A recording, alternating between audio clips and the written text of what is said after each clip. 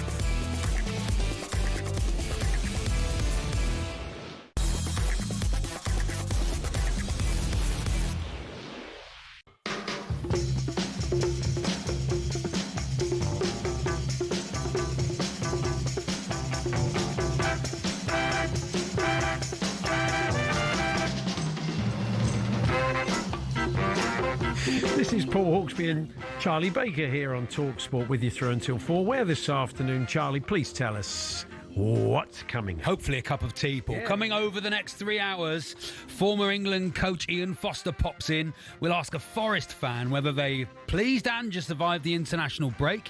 And Football Italia's James Richardson on comparing the sumo. Yeah, he's doing the sumo, James. Sumo at the Royal Albert Hall, Paul. Yeah, it's back tonight, isn't it? It is. 5 nights, the sumo tournament. You watched it, didn't you? I watched it, Paul. I was into it. Good. Not something I might be able to take part in, but yeah, I think you could. We're also interested in unorthodox sporting prep and the key calls you missed. And that's because England and Lee Leopard's Owen Trout will tell us about the TV show that almost cost him his Ashes place. And he was waiting on the result of a Homes Under the Hammer, Paul. Well, maybe we should try and... I'll tell you what, hopefully Owen will tell us the show he was watching. But in the meantime, maybe the listeners can conjecture, within reason, given the time of day, knowing what you lot are like. What was he watching? What was Owen Trout watching? Yeah. There's all this, plus Tim Vickery with the latest from South America, including how those coaches' challenges are working at the Under-20 World Cup in Chile. Well, I hope, because I think that's the way forward. HMB versus Chat GPT. Yeah. Beavers. And we'll bring you another birthday spread. We will. Yeah, 6 minutes past one. Kids' game, a waste of half an hour. Well, you lost last week, so that is very much your take on it currently, isn't it? So I got 3 direct hits last week. Yeah, it's a bit cheaty, wasn't it, Paul? You have to admit. No, not at all. Just be honest on the radio. Incredibly lucky. So, 6 minutes past one. Good afternoon, everyone. Good afternoon. Charlie, how are you? Very good. But I tell you what, Paul. I've been going to the gym. And one of the things I do, I watch something when I'm on the stepper. Oh, yeah. I watch something so it doesn't feel like I'm at the gym. So it's the hot stepper. Here comes the hot stepper. Yeah. Murderer. Yeah. Is the lyric. Oh, yeah. And you know what I've been watching the last few goes. I do half an hour at a time on the stepper. Okay. Something I've never seen before, and you'd be amazed I've never seen it. And you'll go, you absolute idiot. And I'm watching it and going, yes, I am. And it's in half an hour increments. No, it's not in half an hour. No, I'm watching it in half an hour. Is it The Sopranos? It's a movie. Is it The Sopranos? No, it's a movie. You're watching a film. And it's like, and people have always gone, that is the greatest film of all time. Is it The Godfather? It's The Godfather, Paul. And I will have spent my life quoting it and like laughing at bits from it. I thought I've never seen this film. So, how many half-hour increments are you into the 3 film? half hours in. To the first one. Shall I tell you where I've got to or not? I'm assuming you've seen it. I don't want to spoil it. Yeah. I've seen it about 10 Yeah. It's honestly. Good. I tell you what, Paul, isn't it good? The other week it was on again. It was on BBC 4. I was just about to go to bed, and I did what I always do. I said I'll just see it until Sunny goes past the toll. Yeah. Do you know what I mean? Yeah. It's amazing. You haven't got to that bit yet. No, not that. They're not there yet. An hour and a half in. An hour and a half in. I shouldn't have said that. I tell you what. Well, it's ever so good. The good thing is you've got 3 films. The third one, not so much, but watch it just to see I will do now. I mean, it does make me... I probably have gone, nodded along to people's conversations about The Godfather. Probably quoted it. You come to me on the... I can't well, the Moose's thing was he'd never seen... Come to me on the... He'd never get... Tuesday in the morning. He'd never seen an episode of The Simpsons. I don't think he still has. Oh, really? And that takes some doing. Because at any one point you turn the telly over and it's on. I mean, I've seen Goodfellas like a billion times. I thought, it'd be like that. It's completely... How did you manage to miss... amazing, Did you manage to miss The Godfather? It's amazing. I'm sure they'll be delighted I like it. I mean, the idea of maybe sitting in a cinema and watching it sort of for nearly 3 hours probably would be a bit more engrossing. That's the other thing. So watching it while you're on the step, some bloke coming up saying, "You're all right, mate. You want a towel?" As intended on my phone and watching it. That's what I think that's what they had in mind. That's what Francis Ford Coppola always intended. All that light, every shot beautifully some lit. Sweaty bloke to watch it on his phone. Every shot beautifully lit, while in the background, I got a feeling, ooh, plays on the, Charlie. exactly as they meant it. What do you watch in the gym then? What did you catch up with while you're in the gym? Do let us know. Maybe you listen to us. I don't know. You got better things to do, I'm sure. Oh, that'd be nice. So a story from today, Charlie, which I thought might lead. Do you know what? I wrote something down this morning, which I was going to do as a little cool topic. Yeah. It just says, "Didn't know the traditions." (Ray). But for the life of me, I can't remember what it was. Cannot work out what it was. Know the traditions. Right. So in the meantime, on the face of it, bad prep for sport. Maybe it worked out for you. Right. Maybe it didn't. This is something we might try and track him down because it's some story. Andrew Feather went off in a cycling race called the Poggi Challenge. This is Tadej Pogacar, the great Tadej Pogacar. Yeah. There's a hill climb in Slovenia he used to do to train on his way up. Literally on his way up, obviously. So he does this thing and he gives a head start to, in this case, 1,190 amateur riders, a 6-minute head start on the 13.9 kilometre climb. And Andrew Feather, who is, I believe, a 40-year-old lawyer, won it. He beat Pogacar. Said people didn't look particularly impressed when he came up first. It's so great. What was his head start? 6.5 minutes. 6.5 minutes. He did it head in start. 44 minutes 15. Pogacar did it 44 minutes 44 seconds. Well, bikes are getting lighter, Paul. 40 minutes, sorry, 44. You know, the technology's catching up with me. Did they check if he had a little motor in his... No. You can get those now. The only thing he said was, he said, to be honest, I arrived in Slovenia late on the Friday night. I was then back home on the Sunday. I didn't have a pump, so my tyres were a bit flat. Oh, yeah. Preparation wasn't ideal. And I had a McDonald's the night before, plus not having any air in my tyres. Yeah. So I thought that's bad prep. That is bad to take prep, on Pogacar, isn't it? That Really?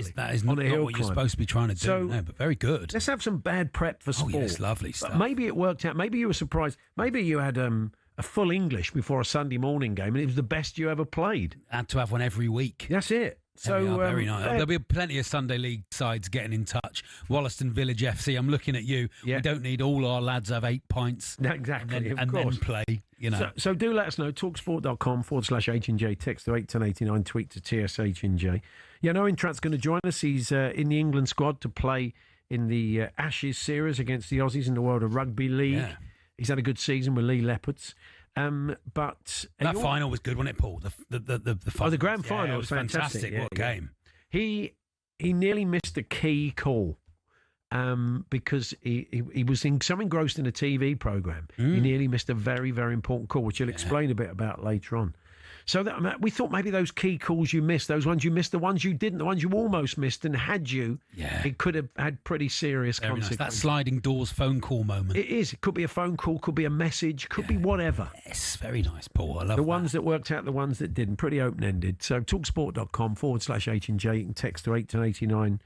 You can tweet to TSH&J. If I do work out, didn't know the tradition, brackets Ray, before 4 o'clock.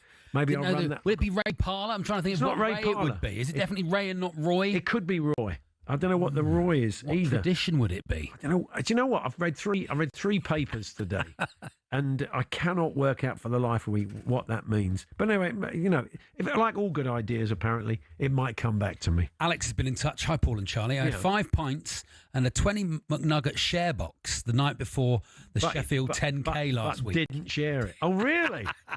This is Alex. Thank you, Alex. Very nice. One of our former production team, Steve Hodge, who worked here for many years, Brentford supporting Steve. Good afternoon, Steve, if you're listening. He once ran the marathon in his shoes, in a pair of what school shoes? Effectively, more or less. I think he forgot his trainers and was forced to run the marathon. He was quite a late entrant as well, and he beat the Moose. Did he? He got round quicker than the Moose. I mean, is that? I mean, I don't know if that's the Moose is very fast. I think he did about 8 hours. I think it was one of those where the road sweepers are one. In my mind, doesn't count, Paul. What have you got to do it in for it to count? 5 hours. Okay, anything over 5 hours. Anything 5 hours, they should brush it at the side of the road. No, they should let the traffic go again. So it becomes like a very different race. Very different race. It's a race for life. Literally. Yeah. Running across the Mall with the cars flying up and down. HGV going over the bridge next to you. What about next to the Cutty side? Household cavalry going past on horses, galloping past. We'd all watch it. Oh, yeah, we would. It would spice up that last 3 hours. We'd all watch it, Paul. We'd enjoy the last 3 hours. Of course we jest. You'd only turn on for the last 3 hours. Lots of race for charity, and it's not about your time. It's all about completing it. Or not. It's all about being involved. Forget, you know what I mean. People should do it and shut up about it. Talksport.com, text 81089, tweet TSH&J. Did like that story today from Dan Byrne. Oh, yeah. And what does it mean to the boys in the dressing room to have qualified for the World Cup? And he said it's great, apart from Anthony Gordon asking why we were playing so many songs about America.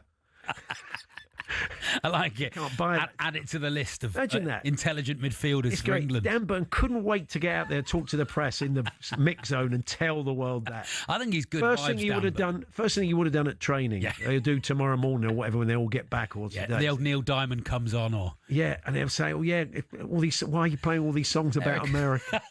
Great, isn't it? Footballers. That's not very harsh. Some football. Anyway. Talksport.com, text 81089, tweet TSH&J 3717 223344 to get in touch this afternoon. We will kick off, though, talking about a potential salary cap in the Premier League. It's pretty contentious stuff.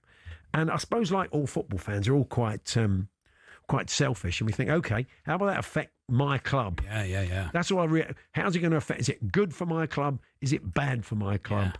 And is it good or bad for the league? There's a lot of people who feel it's incredibly bad for the league, including Jim Ratcliffe. But anyway, Matt Lawton's right across it. He's wrote about it today in the Times. He's the chief sports correspondent. He will be telling us more on how it might affect your team. Ian Foster, former England under-20s coach, Cov coach at Plymouth Boss, will be popping in to see us. Yeah, good stuff. Nurtured many players, including James Maddison and his youth at Cov, and indeed Saka and Sancho and lots of others around the England age group too. So it'll be interesting to chat to Ian. And our old mate James Richardson of Football Italia fame is comparing at the Grand Sumo tournament at the Royal Albert Hall. James is a Japanese speaker, which is obviously helping. But see what it's like compared with some big guys corralling all the great and good of European football. So, we'll have a chat with James later on. Chat GPT, bit of rugby league for you. The man behind the new play, Why stuck a flare up my bum for England. It's not bum, but we've changed it for this time of day. Alex Hill, the writer and performer, will be telling us that momentous day. You were there, Charlie. I was there, yeah. It was final of the Euros. One of the worst days of my life, but yeah, sure. And the birthday spread, that's all to come. We're here, of course, with our good friends at Tool Station. Next stop, Tool Station.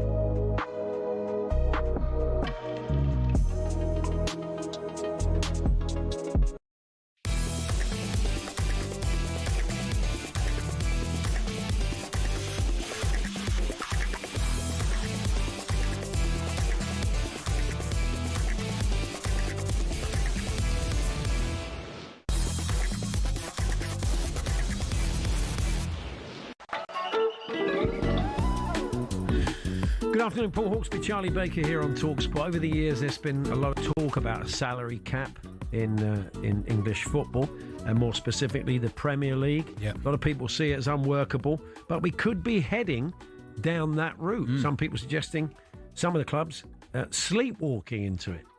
Writing about that today in the Times is Matt Lawton. Good afternoon, Matt. Hello, Matt. Hi, guys. It's probably worth explaining. It's not called a salary cap. They're calling it anchoring. It's probably worth initially, briefly, sort of explaining what it is and how it works. Yeah, so the idea that's been that was first discussed by the Premier League last year is that you limit spending to 5 times the amount that you pay, that the Premier League pays the bottom club, the 20th club. Mm-hmm. So based on the 2023-24 season, Sheffield United got £109 million in broadcast revenue and prize money. And you work on the basis, and this is the proposal at the moment, these are the rules proposed, the draft rules that the clubs are looking at, and they're going to vote on it next month, is the plan. So you get 5 times that amount. So for some of the clubs, that would already be a lot more than any club would be planning to spend anyway on squad costs, which is transfers, wages. It takes into account amortisation. So if you spend £100 million on a player and he's on a 5-year contract, that's calculated as 20 million a year. So it's to take into account all those costs. And so, yeah, so for a lot of clubs, 550 million is ample. And the people that are in favour of this, Premier League, people in the Premier League that might be in favour, and some clubs that might be in favour of this, would argue that it's to address the fact that some clubs now have the ability to earn money that is simply beyond the reach of others. For instance, revenue from the Club World Cup, things like that. So it's to try and control that and protect the competitiveness of the league. But the view of people like Jim Ratcliffe and obviously Manchester City, Aston Villa was another club that voted against this, is that it would be more harmful to the Premier League than a benefit. Yeah, I can see that as well, because the league is incredibly strong with the amount of overseas players that come here and say there's no easy games. You know, we can coast at times in Germany, we can coast at times in Italy. We can never do that in the Premier League. So the product is strong, and there is a danger with a salary cap, of course. You may make our league a bit more competitive, but where does that sit? You know, and if it was a European-wide, if it was a UEFA edict, fine. But doesn't this give a leg up to a lot of teams that are really jealous of what the Premier League is in Italy, in Spain and Germany? Yeah, well, that's their argument, Paul, is that it would hamper their ability to remain competitive with the other big clubs in Europe. And the example that is cited is Real Madrid, because while the Premier League are looking at anchoring, there's also this talk around squad cost ratio. And that basically is a rule that the clubs that are involved in UEFA competitions are now operating under, where they're only allowed to spend a certain percentage of their overall revenue on squad costs. And that has been set at 70% by UEFA. And the point that the clubs that are opposed to this would make is, if you look at Real Madrid in isolation, now in particular because they've now expanded the Bernabeu, that their revenue streams amount to over $1 billion a year. So someone like Jim Ratcliffe would say, well, that means that they can spend more than 700 million, whereas we can only spend 500 million. I know these numbers are all completely bonkers, but the fact of the matter is, their fear is that they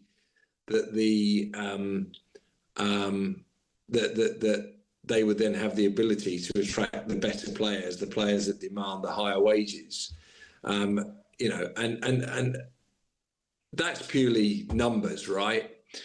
I think the other concern, if you are Manchester City, even if you are Manchester United, and I say this as someone who lives in Manchester, but you might have to pay more to get a Spanish player, a South American player, to move to a city I consider fairly wonderful, but that might put some people off because of the weather and because it's the north of England, as I say. So actually, it's probably true that these clubs probably have to pay a bit more to get a player, someone like Erling Haaland, to come to Manchester City and not go to Real Madrid or not go to Barcelona.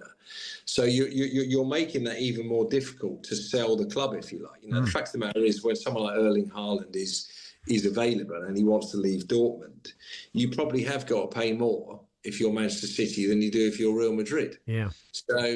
So all those factors, and they're basically saying, look, anchoring is going to kill us here in the long term if you do this. Finally, Matt, what's the timescale for this? When will we know? And I mentioned at the top you'd written that some of the people feel they're sleepwalking into it. What are the chances of it getting voted through, you think?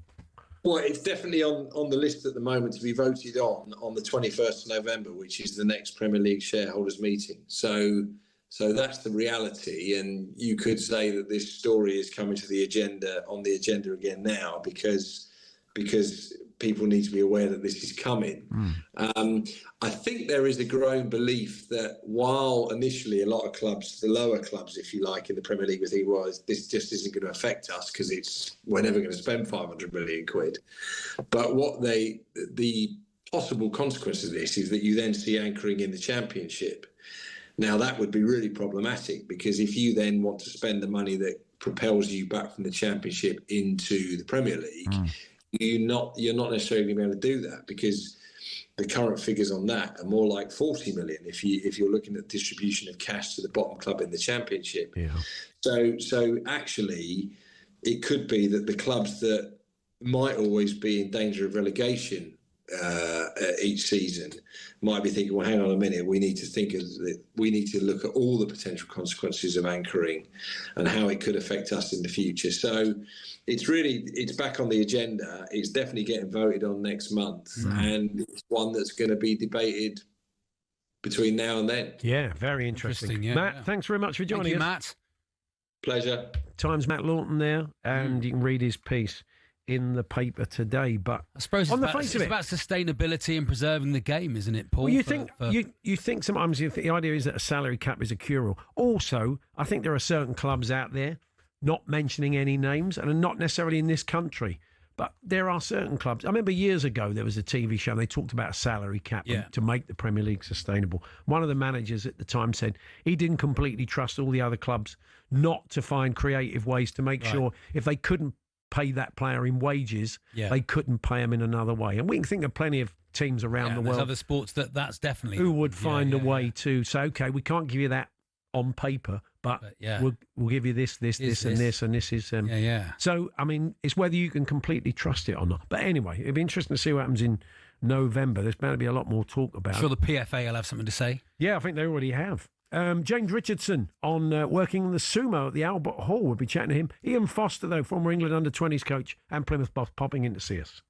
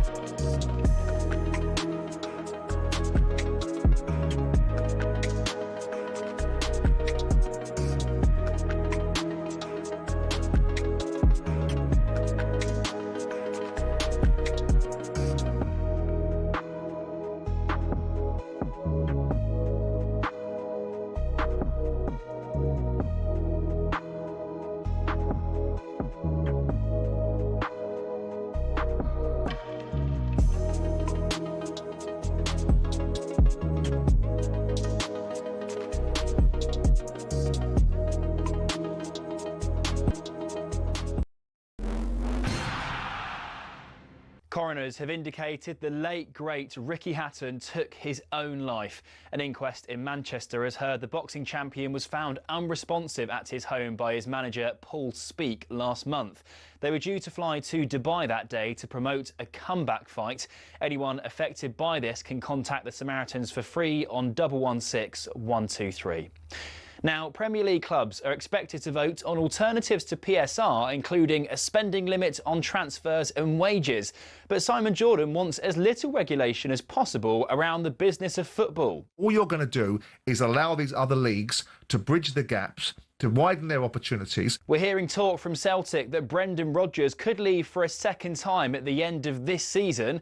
Our chief football correspondent Alex Crook says that could lead to a managerial merry-go-round south of the border. Because Oliver Glasner at Palace is coming to the end of his contract. Marco Silva and Andoni Iraola, very sought after by some top clubs. You would think all of those trio would be interested in a manager with the CV of Brendan Rodgers. Onto the oval ball now, and George Ford has told talkSPORT the new breakaway franchise league R360 is making lads consider their future in the game. It is spoken about, look, from a financial point of view, it is significantly different. The fly half has signed a new 3-year deal at Sale Sharks to avoid being banned from playing internationals.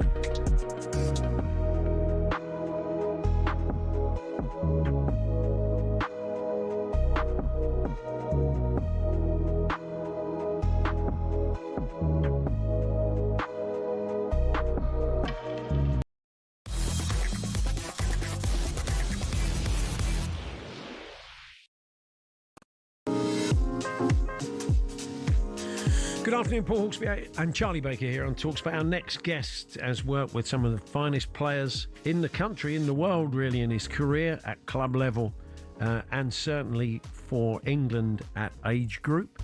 He also was out in Saudi for a spell as well. And that is Ian Foster. Ian, good to see you. Ian, my pleasure. Thanks nice to see you guys. Popping in. Welcome. Yeah, Charlie was just saying to you off air there, what a buzz it must get when you've known people sort of 15, 16, watching them come through and work with them. And there are no guarantees that young players are going to train on for whatever reason. Injury, attitude, maybe the ability, maybe even their development, their physical development at that age. So when they do, it must be a real buzz to see them at the very top level. It really is. I've got to be honest. You look at some of them when I was under 17s coach, some of them are 16 years of age, but even at 18, 19 and under 20 level, you're still not sure about one or two. Yeah. You kind of go, well, he'll have a career in football, but I'm not sure at what level. He might have a Premier League career, but I'm not sure international level. And then the ones you just nailed on, he'll have to play for England, this boy, unless something strange happens. But it is wonderful when they break through, and it's really nice when some of them surprise you. Yeah, I was going to say that. I mean, those ones, have there been players over the years where you thought, yeah, they'll have a career? I mean, we've talked about this Harry Kane before, that there were not the signs he was going to be the player he went on to be. So you just wonder what happens. Well, they play for the first team. That's the biggest indicator, because sometimes, they play in 21s, the clubs won't allow them to go out, and they're kind of caught between the devil and the deep blue sea, where they don't play academy football and they travel everywhere with the first team, but they don't get on. So if some of them have a loan and maybe a championship loan or go overseas, that gives you a decent indication. But once they start playing for the first team, it's like, oh yeah, this kid's got it. Is there a danger that they can play for the first team too early, Ian? I mean, without mentioning them, but there have been certain players, because the rewards that come with that means they can lose their hunger, can't they? They're not quite the same player anymore. Yeah, I've got to be honest. I haven't come across that type. I think what you get, the flip side of that, what you get now is that the boys do get everything. from a very early age, without really earning it, let's be honest. But what it does, it gives them a real desire to get trophies, and cap accumulation. So the money kind of thing, that's done now.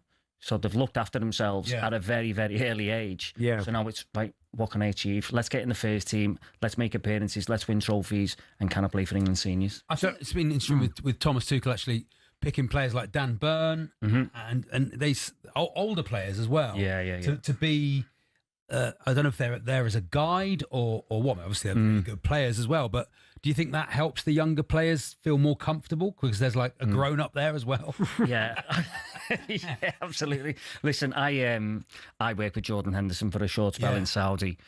He absolutely drives the culture.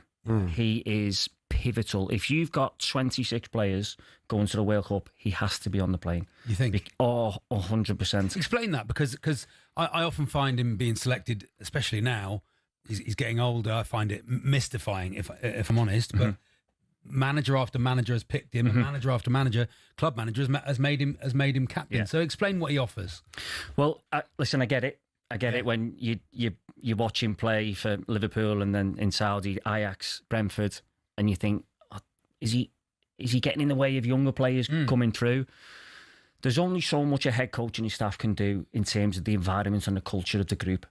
When you've got players like him, and he had it, we had it in Saudi with Gini Wijnaldum, who we played with at Liverpool, but him and James Milner at Liverpool were pivotal in driving standards. So certain things that Jurgen Klopp didn't have to manage because he does it. Okay. Now, he will not come off players in training. He will not come off players in terms of meetings, timing, performances. He'll challenge people. He'll challenge staff.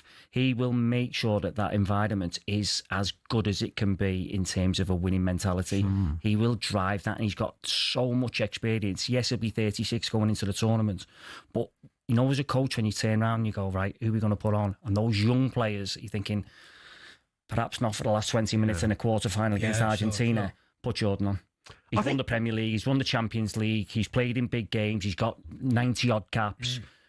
Let's go to Jordan. And, by the way, he's still a very, very good player. Well, that's the thing. I think there's less noise in and around it since he's come back here, and we've seen him playing for Brentford. Sometimes it's a bit out of sight, out of mind, isn't it? But then you see the contribution he's having, and you think, if you need somebody to come on, and if he's driving the culture and can give you 10, 15 minutes here and there to see a game out in a tournament, they're all... What's perfect as well in tournament football is you've got a player who'll give the same amounts in terms of attitude and application, whether he starts or whether he finishes games. Yeah.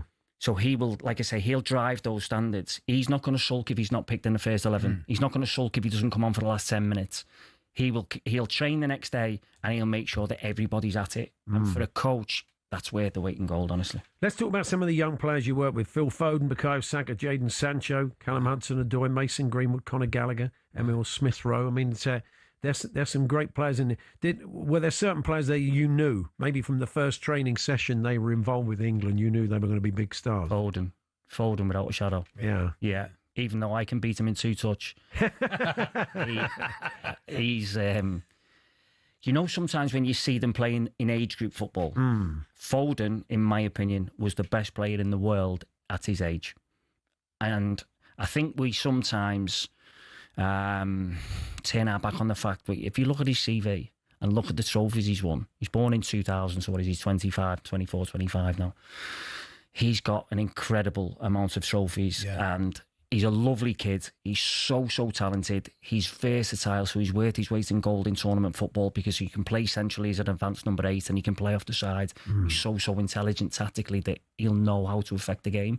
So if you don't go with perhaps a Saka or a Gordon or a Rashford off the side, Phil can do that one as well. So are you surprised in that he's not in... I mean, there's a lot of people saying, he's going to have to fight for a seat on the plane. Are you surprised he's not one of the first names on the team sheet at the moment? He would be for me, yeah. He'd have to be a guarantee to be there. The challenge Thomas and his staff have is what's the best team? And then how do you get the best team and the balance of the team correct? So if you look, it looks like he's going to play a holding midfield player, whether that's Anderson, whether it's Wharton, whether it's Henderson. Rice is a shoo-in. You know, he's performing brilliantly for his club. He's arguably one of the best English midfielders out higher there now as well. So he plays as an advanced number 8. He's a little bit deeper. If you look, he played with Morgan Rogers, who's an incredible footballer as well. But Morgan does something a little bit different because he's a wide player, really playing inside the pitch. So you've got a holding midfield player, you've got Rice, and then you're looking at Foden, Bellingham and Palmer. So 2 of those aren't going to play. Yeah. You'd imagine. Do the younger players, you say Foden had it from the word go. Yeah. Do the younger players, if they've had it, not easily, but naturally, do they know how to dig in when they need to, when they get a bit older and find it? Do they know what they're trying to find? Does that make sense? Yeah, it's a good question. But I think listen, going back to my role as an England development coach, when you're working in the pathway, my role is to give players the experiences of going deep into tournaments. Yeah. So that when they go deep into tournaments for the seniors, he can look back on those experiences and say, it doesn't bother me, I've been there. Yeah. You know, and Saka can say that, and a lot of the 2000 born players that you read out have all got those experiences. And Phil's been to 2 finals as well. Yeah. You know, so he's got an array of football experience at the highest level, at club level, winning Champions Leagues and Premier Leagues. The debate whether he should be going or not is... I mean, it could be some bench, couldn't it, Paul? You know, if you've got Bellingham and Foden on the bench... And I was there, happy to be on the bench. I'll tell you what, Ian Foster is with us. We're chatting about his time with the England age group. We'll talk about some other aspects of his career as well. We're going to keep chatting to Ian. If you'd like to get in touch, talksport.com, text 81089, tweet TSH&J this afternoon. It's Paul Hawksbee and Charlie Baker. We're here with Tool Station. Stay one step ahead, whatever the job. Next stop, Tool Station.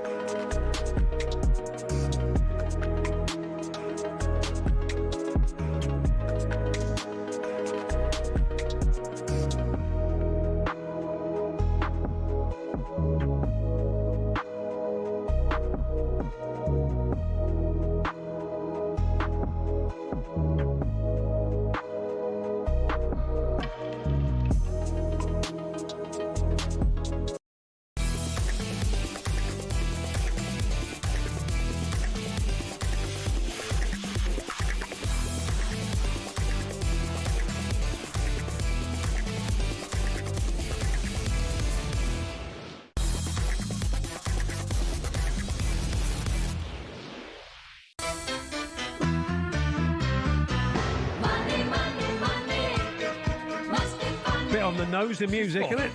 Do you want the chance to win up competition? All right. Want the chance to win up to £100,000? There, you better listen up right now. That's right. Our biggest cash prize to date has landed, and we're going all in and giving you the chance to win that huge 100 grand, completely tax-free. Listen up now for all the details and how to enter.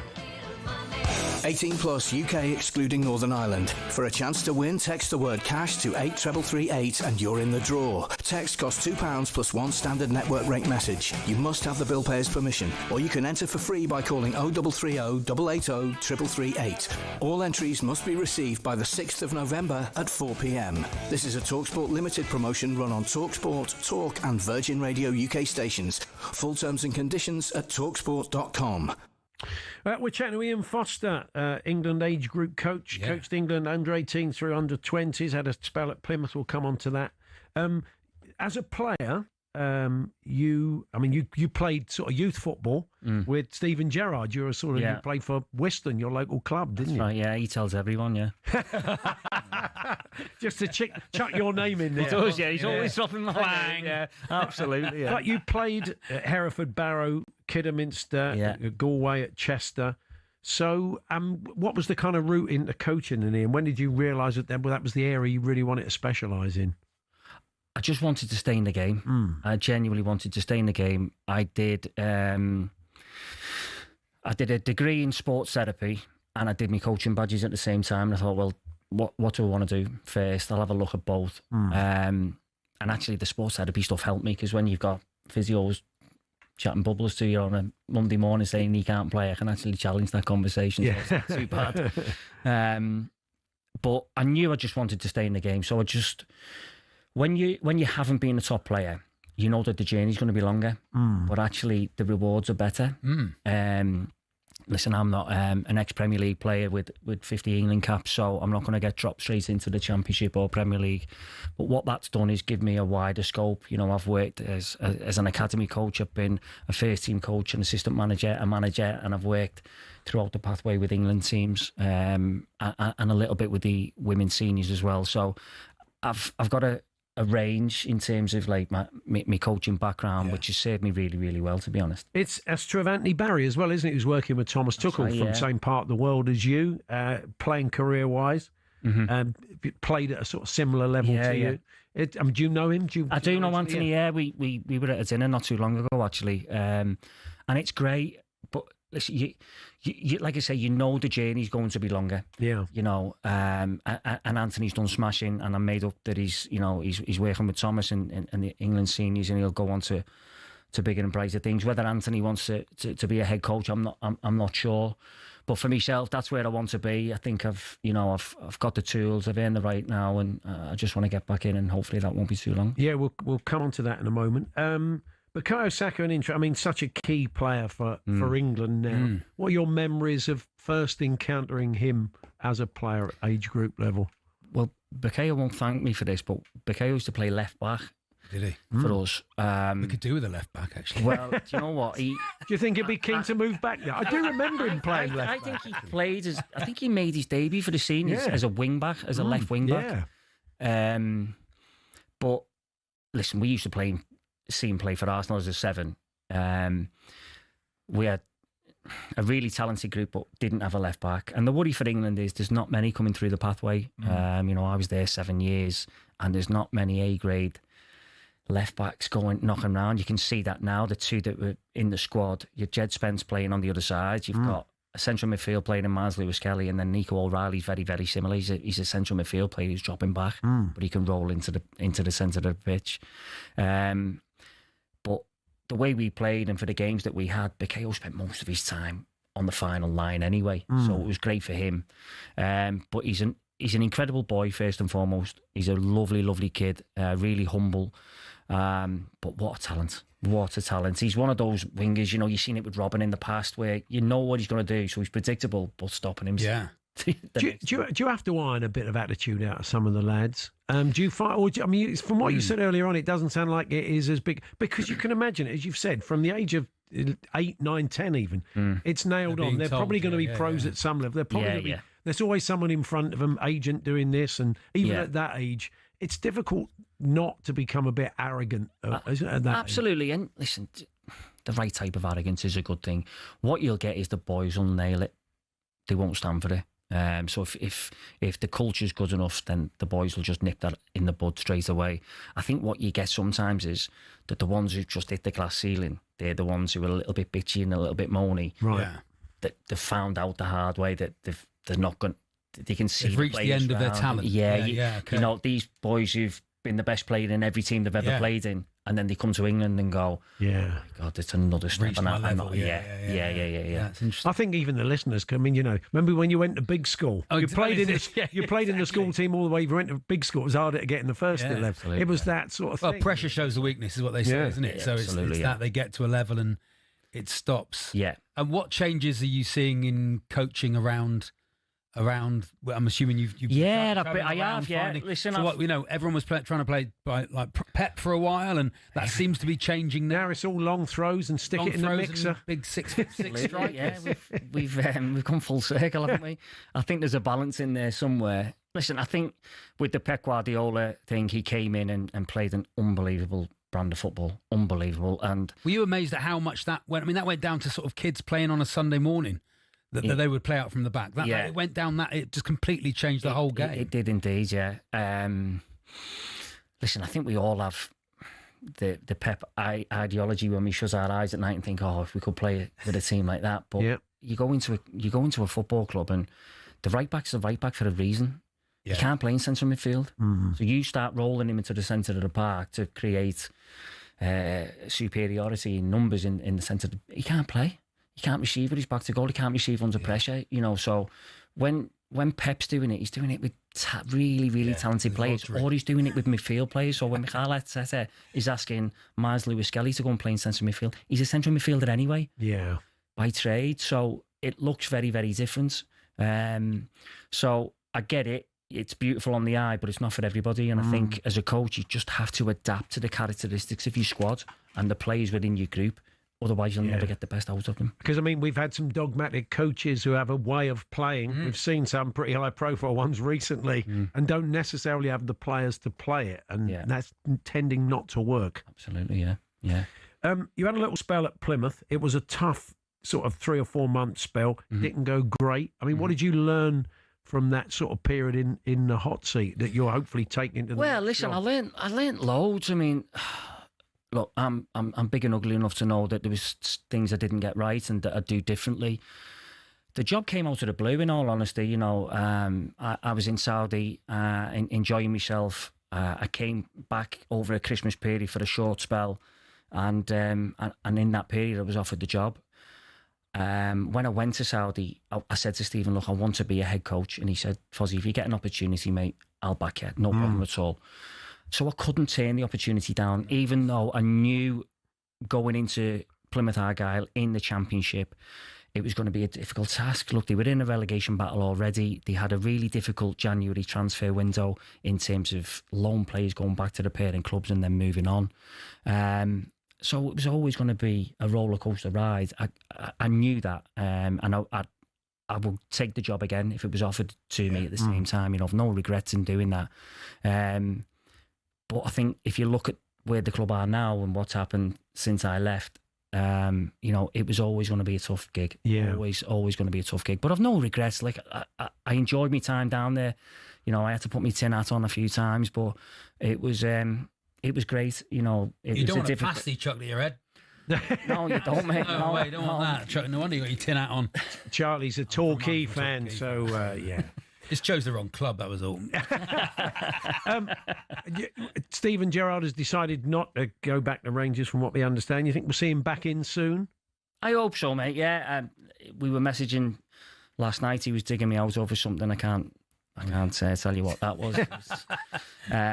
But yeah, it'd be a shame if he didn't come back in. He's listen, when you see Steven walk into a dressing room, you see the respect he commands from players. You know, he's an almighty player. You know, one of the best that ever was, and he's got a hell of a lot to offer as a coach. Yeah. What Stevie is, the biggest compliment thing of Stevie is he's really self-aware in terms of what he can do to influence his team and what he needs his staff to do. He's very, very self-aware in that respect. I think he's off to Hong Kong now to play in a Legends game. He's living in Bahrain in the sunshine. So it'll take a decent job to bring him back. But I hope it's back soon, because he's a great guy and he's important for the game, in my opinion. And again, he would have learnt from what happened at Villa, I'm sure. I mean, if you probably learn as much when it doesn't work out than when it does. Yeah, absolutely, yeah. So I must have learnt an awful lot. But yeah, listen, I think what's important, and it's the same for myself. I've been coaching for 17 years. I don't want my entire career and the narrative to be, oh, well, he went to Plymouth and failed. And Stephen's the same. He's done an unbelievable job at Glasgow Rangers. Yeah. And people want to go back and say, but he didn't quite crack it at Villa. Yeah. Do you know what I mean? So I think he is talented. He has got a lot to offer the game, same as myself. And we just need an opportunity to get back in. Well, fascinating chatting to you, and thanks so much for coming in. Thank you. We wish you well and hope you get back in soon. But thanks for coming to see us. Thanks very much, guys. It's been a Ian pleasure. Foster, their football coach.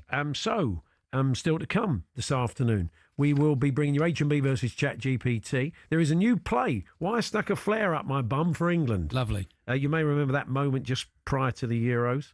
There's now a play about it. And Owen Trout from Lee Leopards and England joins us on missing the call that could have cost him a place in the Ashes. That's all to come.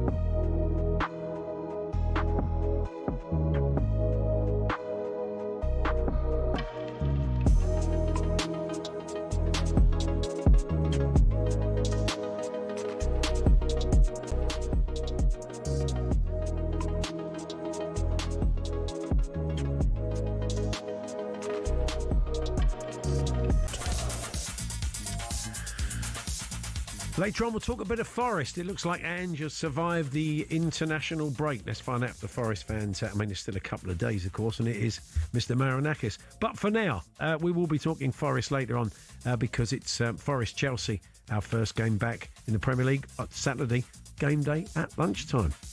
Tim Vickery joins us later on as well. But first, Will Hobbs is here with the sports headlines.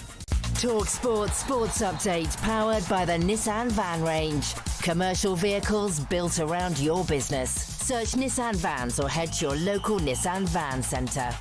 Thank you, Paul. Good afternoon. At an inquest in Manchester, coroners have indicated that the late, great Ricky Hatton took his own life. The 46-year-old was found unresponsive at his home by his manager, Paul Speak, just over 1 month ago.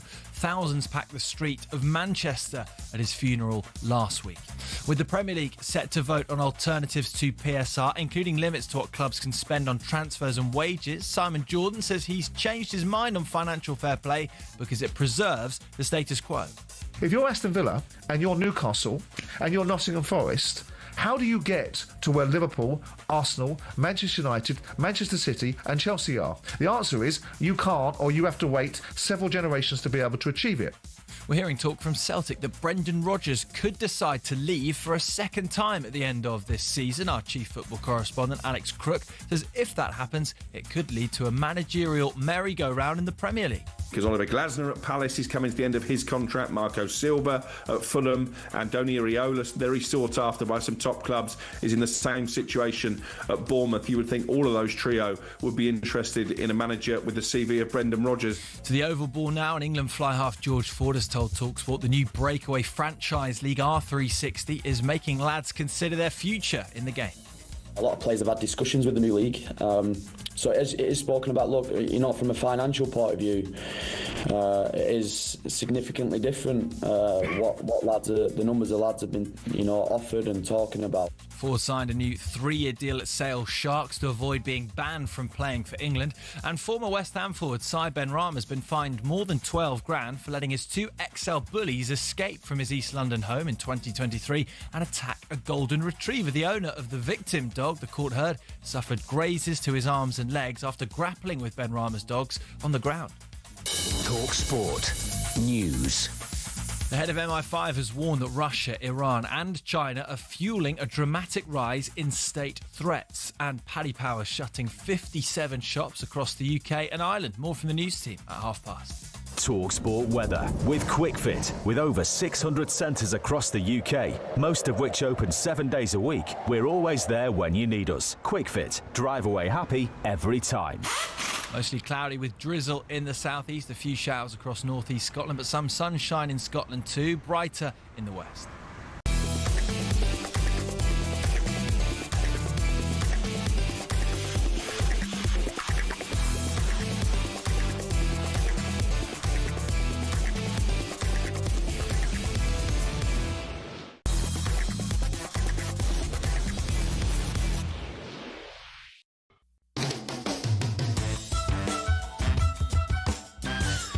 Good afternoon, it is Paul Hawksbee and Charlie Baker here on talkSPORT. What a fascinating chat with Ian Foster. I thought he was great. Yeah, really nice great. Pop in, working with so many great young players. What a buzz it must be when you've known them at sort of...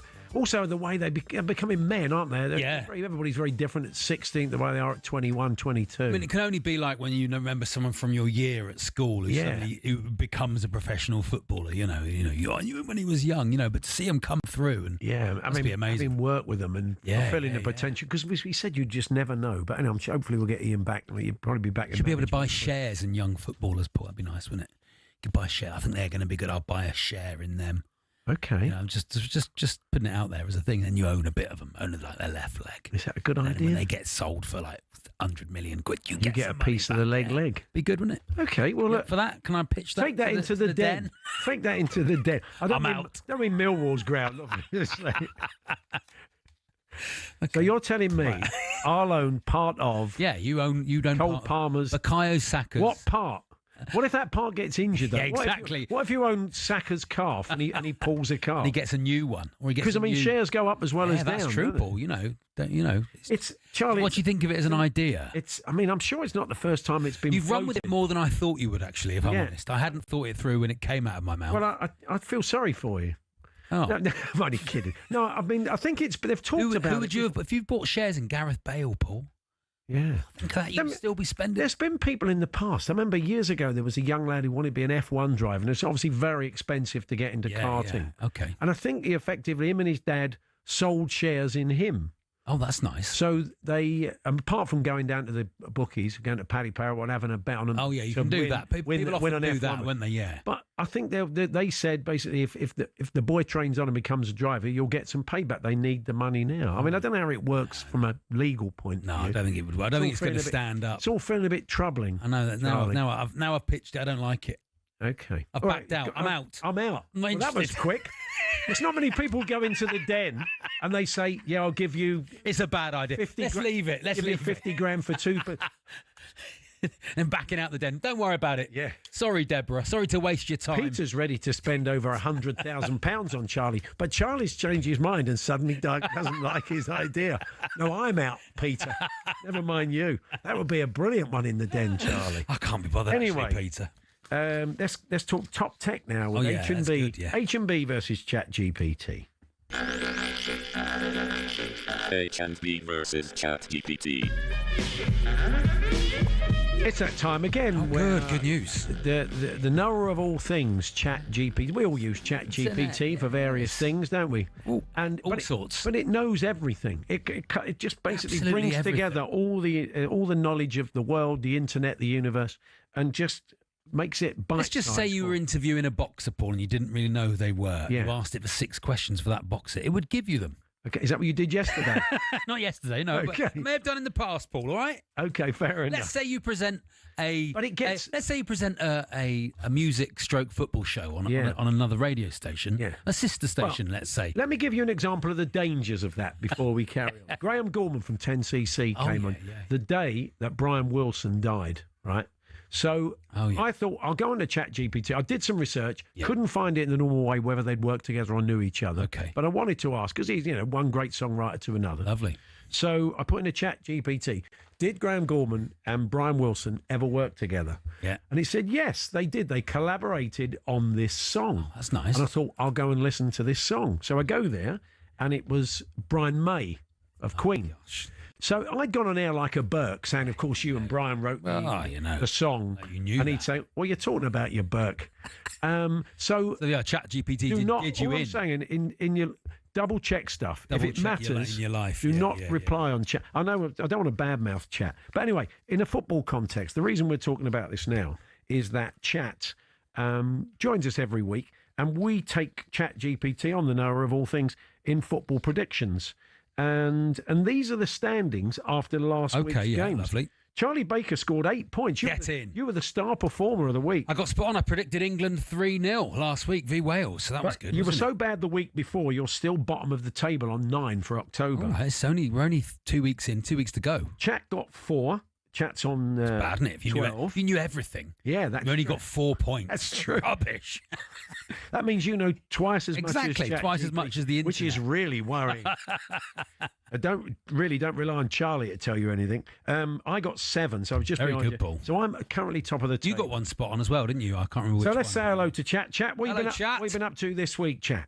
Saw the Springsteen biopic last night. Oh, nice. Oh, yeah. On the red carpet. Oh, that's nice. Or the Yeah, Springsteen biopic. Yeah, last they reckon it's just your man from The Bear playing him, He's isn't it? very, Jeremy Allen White, yeah. He's great in The Bear. Okay. I mean, do you like Springsteen, Paul? Yeah, I You do. big Yeah, I like fan? Springsteen. Yeah, I mean, I wouldn't go and see him sort of every 3 weeks. He plays about a 6-hour set, doesn't he? He does 3 hours. I think after 2 hours, I'd have had enough. Yeah. So, Chat, you say you enjoyed the film. Oh, yeah. I understand you've got a bit of news for us. I am riding the Alan Brazil biopic. Oh, Brazil biopic. This is what I have got so far. Okay, go on then. News, go on then. Morning. Yeah.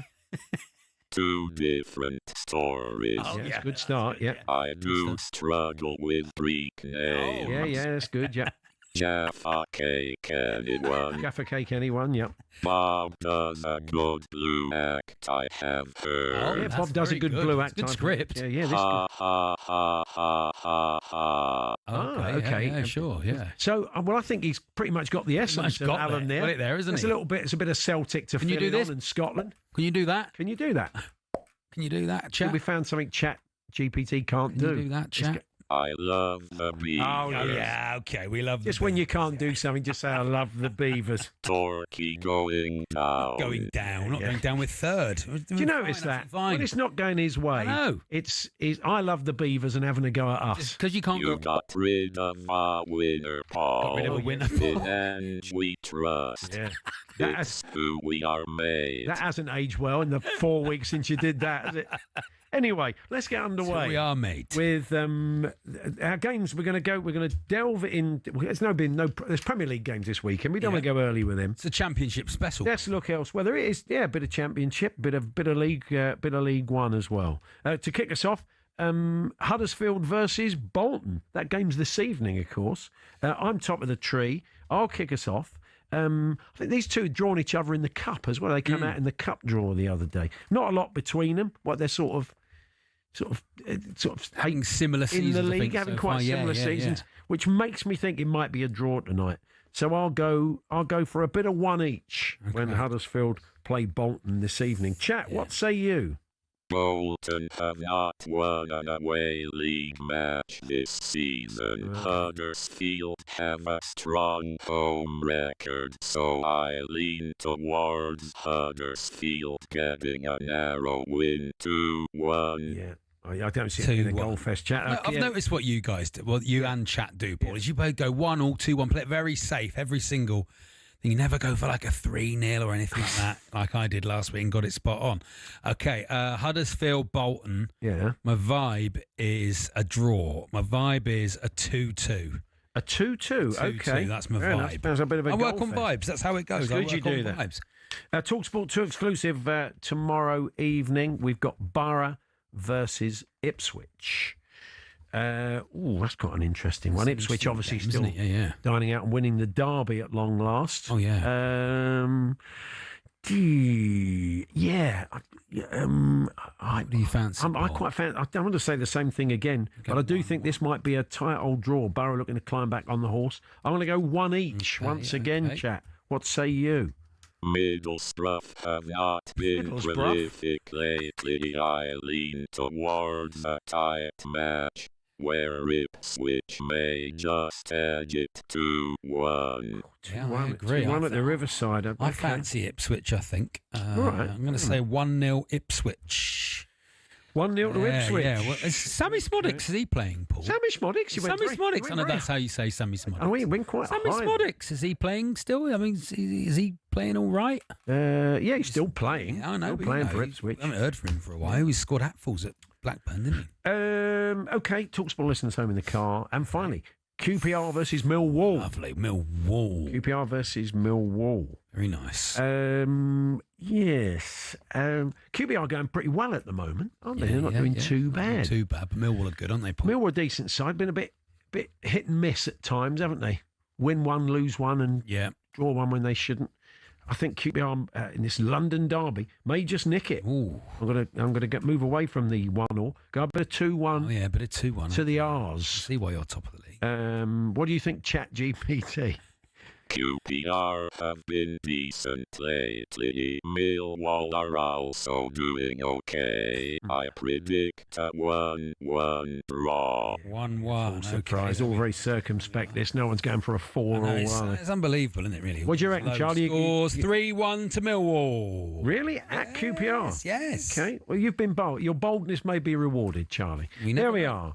Chat, thank you. Anything else you want to add? I love the Beavers. Yeah, the Beavers. Yeah. The Beavers. Just a bit on my Dragon's Den idea, Paul. Do you want that? Hi, lads. Charlie's idea about investing in footballers hasn't got legs. It's nice. I'm no historian, Charlie, but I think the UK put a ban on owning shares in people back in 1807. Yeah, I think that's the real core of what we're talking about here, isn't it? You've got dual ownership of players was outlawed years ago. See Carlos Tevez. That's the nub of it. And then Les, the Bristol City fan, says the same thing. So thank you very much. So the idea, I'm out, Paul. It's actually, on the face of it, a really troubling idea. I know I'm from near Plymouth, but I'm not here. On so many levels. So, we're going to talk about the play with the writer and performer of the play, Alex Hill. Why I stuck a flare up my bum, we'll change it for this time of day, for England, taking us back to the Euros final. He'll be here in a few moments' time. Thank you to Chat GPT. This is Paul Hawksbee and Charlie Baker. We're here with Tool Station, ready to help at over 580 stations nationwide. Next stop, Tool Station. Jaffa cake, anyone?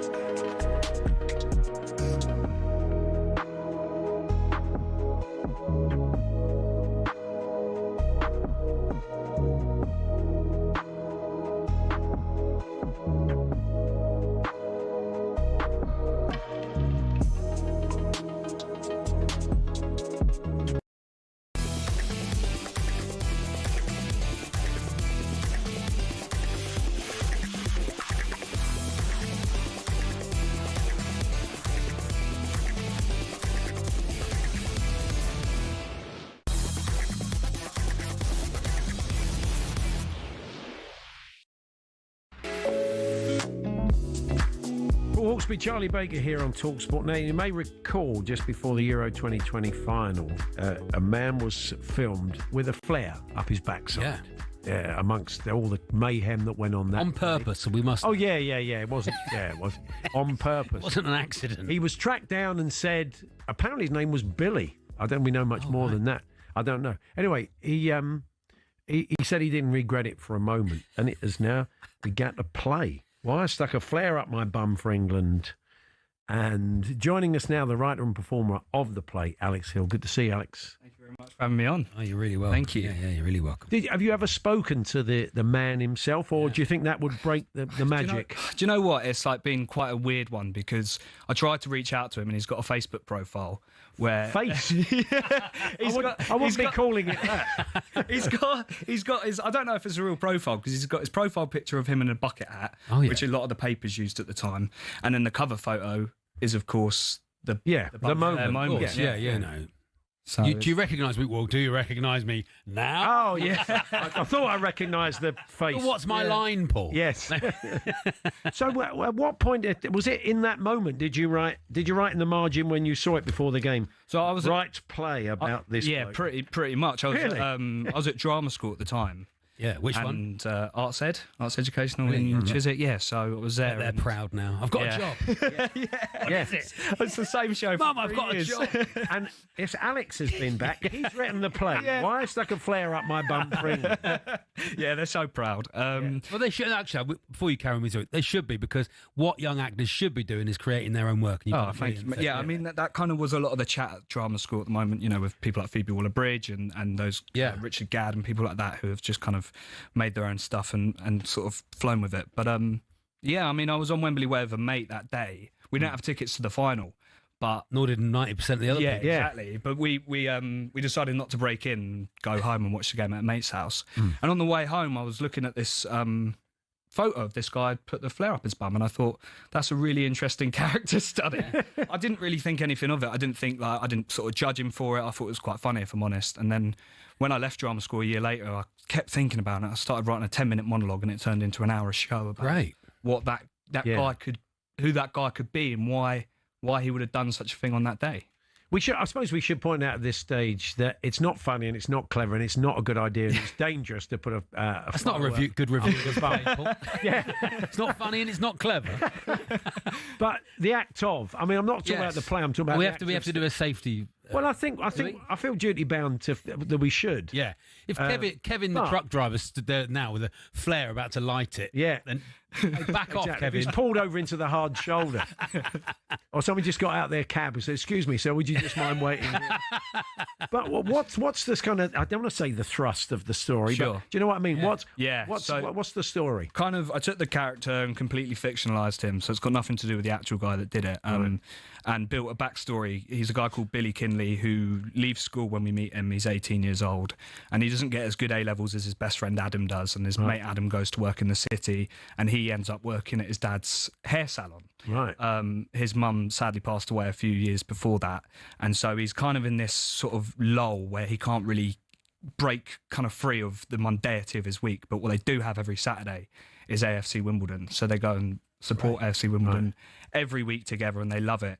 And then one week they meet a group of lads down the pub, kind of the antagonist of the play. He's a bloke called Winegum, right? And his sort of merry men, and they start to sort of go into the, sort of footballing lifestyle that, maybe wasn't quite for them. Right, and that leads them astray a little bit. So, okay, I think I got the real bloke wasn't Billy. Billy is your fictional character. Billy is a fictional character. We don't know who the real man was. We've never. Well, I tend not to say it just in case he tries to claim any royalties, which I absolutely do not have any of anyway. Has he? Do you know if he's been to see the play or not? Have you ever? To my knowledge, no. Right, but he's more than welcome to, and I don't think you're on rocky ground. Yeah. You're allowed to write what you like. More than I mean, it's wow. But you do see a photo of that and go, what are the events that has led to this moment? How did we? There's a line in Merrily We Roll Along by Stephen Sondheim. Listening to talkSPORT. Yeah. That is how did we get there from here? Yeah. And that's a show that moves backwards, and that's exactly it. How did we get there? So from the here? show starts with the moment of the flare, and we kind of backtrack. We were really lucky to have Ben Shepherd and Chris Kamara as well lend their voices as radio presenters. Oh, that's excellent. Yeah, they're so lovely about it, and it's kind of helped us raise a bit of awareness for Campaign Against Living Miserably as well, which was we were like donating £2 per published playtext at Edinburgh, so we've raised a bit of money for them, which has been great. But they were really kind, came on board, and they voiced radio presenters that Billy talks to the morning after he stuck a flare up his bum. And then, that's where we start. And then we go all the way. We were available, by the way. Yeah, thanks a lot. Cheers. Coming on here. I mean, the biggest stars enough. Yeah. I'm slumming it today. You wouldn't see Ben Shepherd slumming it to radio, Paul. Yeah. And do you with the flare? It's just flare. Have you ever seen the comedian Chris Lynham? Oh yes, Chris Lynham used to finish his act with a flare. The human Vesuvius. Oh really? Yeah, he used to with a. Oh wow! No, I wasn't aware of that. No, we kind of we sort of there's a theatrical moment to kind of mark the act. Yeah. Right. Okay. So you don't have to do that every night because that would night after night. No, you're thinking, that would burn. Yeah. Yeah. It would. Yeah. Yeah. So it's a one-man play. Yeah, that's right. And you were up in Edinburgh, and you're doing a little London run. That's it. Yeah. So we're in Soho at the Underbelly Boulevard next week.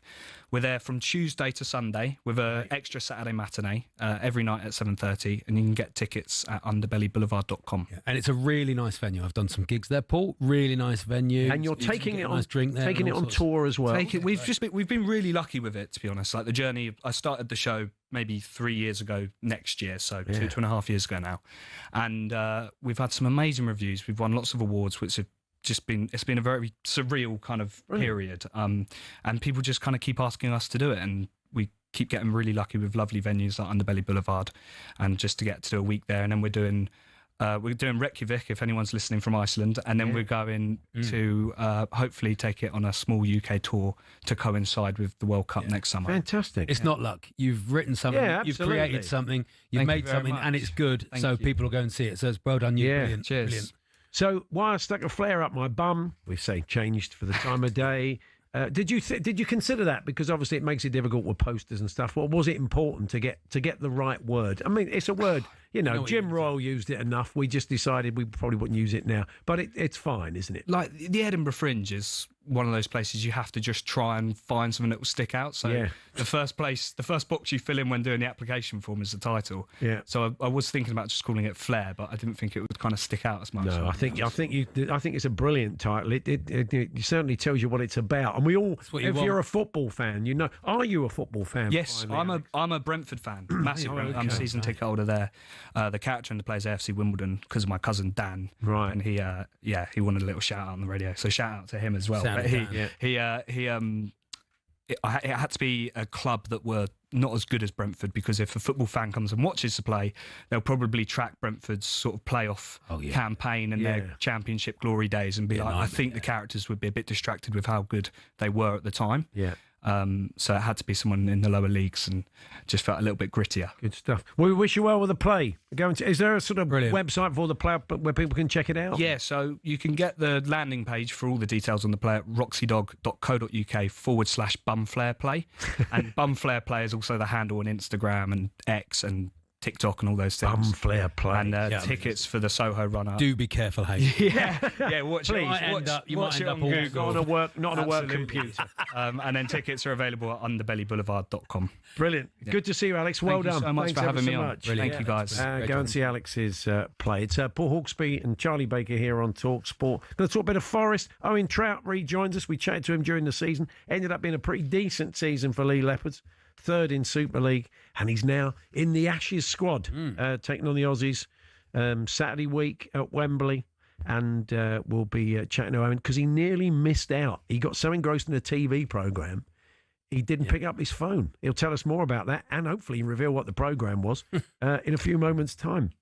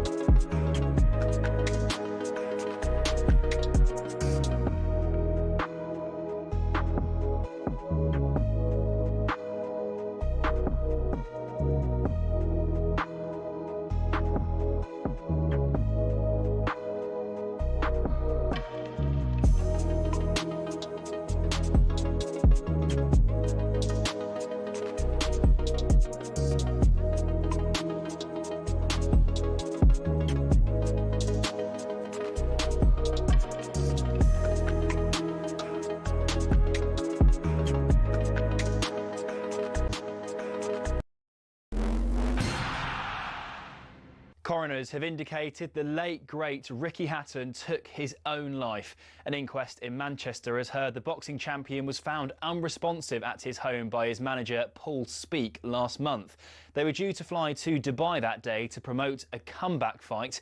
Anyone affected by this can contact the Samaritans for free on 116 123. Now, Premier League clubs are expected to vote on alternatives to PSR, including a spending limit on transfers and wages. But Simon Jordan wants as little regulation as possible around the business of football. All you're going to do is allow these other leagues to bridge the gaps, to widen their opportunities. We're hearing talk from Celtic that Brendan Rodgers could leave for a second time at the end of this season.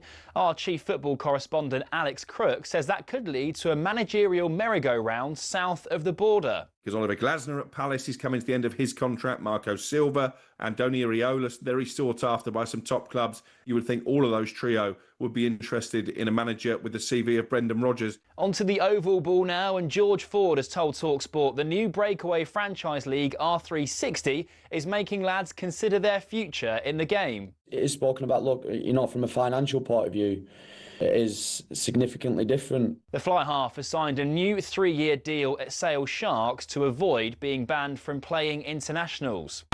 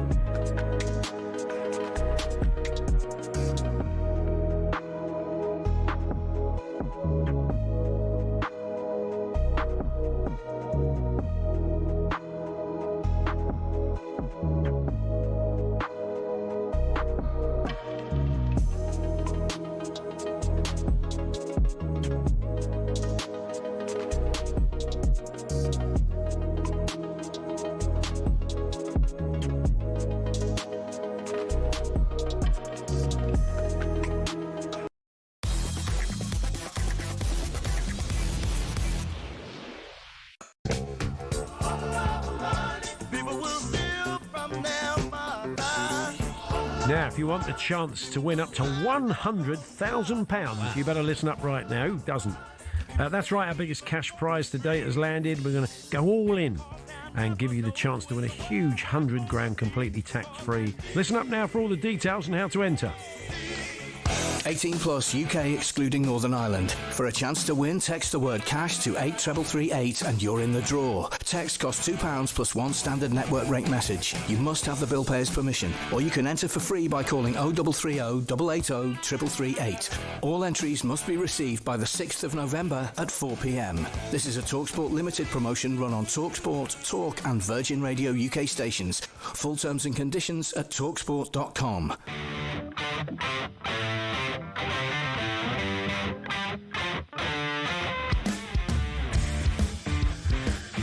Now, the Rugby League season, the Super League season, ended at the weekend with a very entertaining grand final. Yeah, Congratulations once again to Hull KR for their win over Wigan. But the good news is there's still some more top-level Rugby League to come over the next few weeks because we have an Ashes. Yeah, the Ashes Bowl series. England taking on the Aussies, of course, kicking off at Wembley Saturday week. I'm going along, very much looking forward to it. Then they're off to Hill Dickinson and then Headingley. Very nice. Joining us now, a man who was made the cut, but it could have been also different. We spoke to him earlier during the season. It is Lee and England's very own Owen Trout. Hi, Owen. Hello, Owen. Hey, Matt, how are you? Yeah, we're good. Now, I've been reading that you may have missed out. You were so engrossed with something that was on the telly, you failed to pick up the phone to Sean Wayne when he phoned you, the England coach, to tell you were in. So the big question today is, what the heck were you watching that meant you weren't looking at your phone?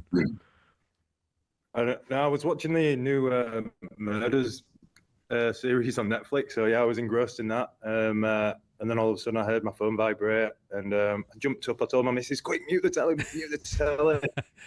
And when I answered, it was like, I thought you'd left me then. I thought you'd gone away, and just ditched me. And I was like, "Oh no, don't worry, I won't be doing that anytime soon." Good job he phoned back like for the fourth time. Otherwise, he said, "Well, I'll phone somebody I'll else." just try one more time. Yeah.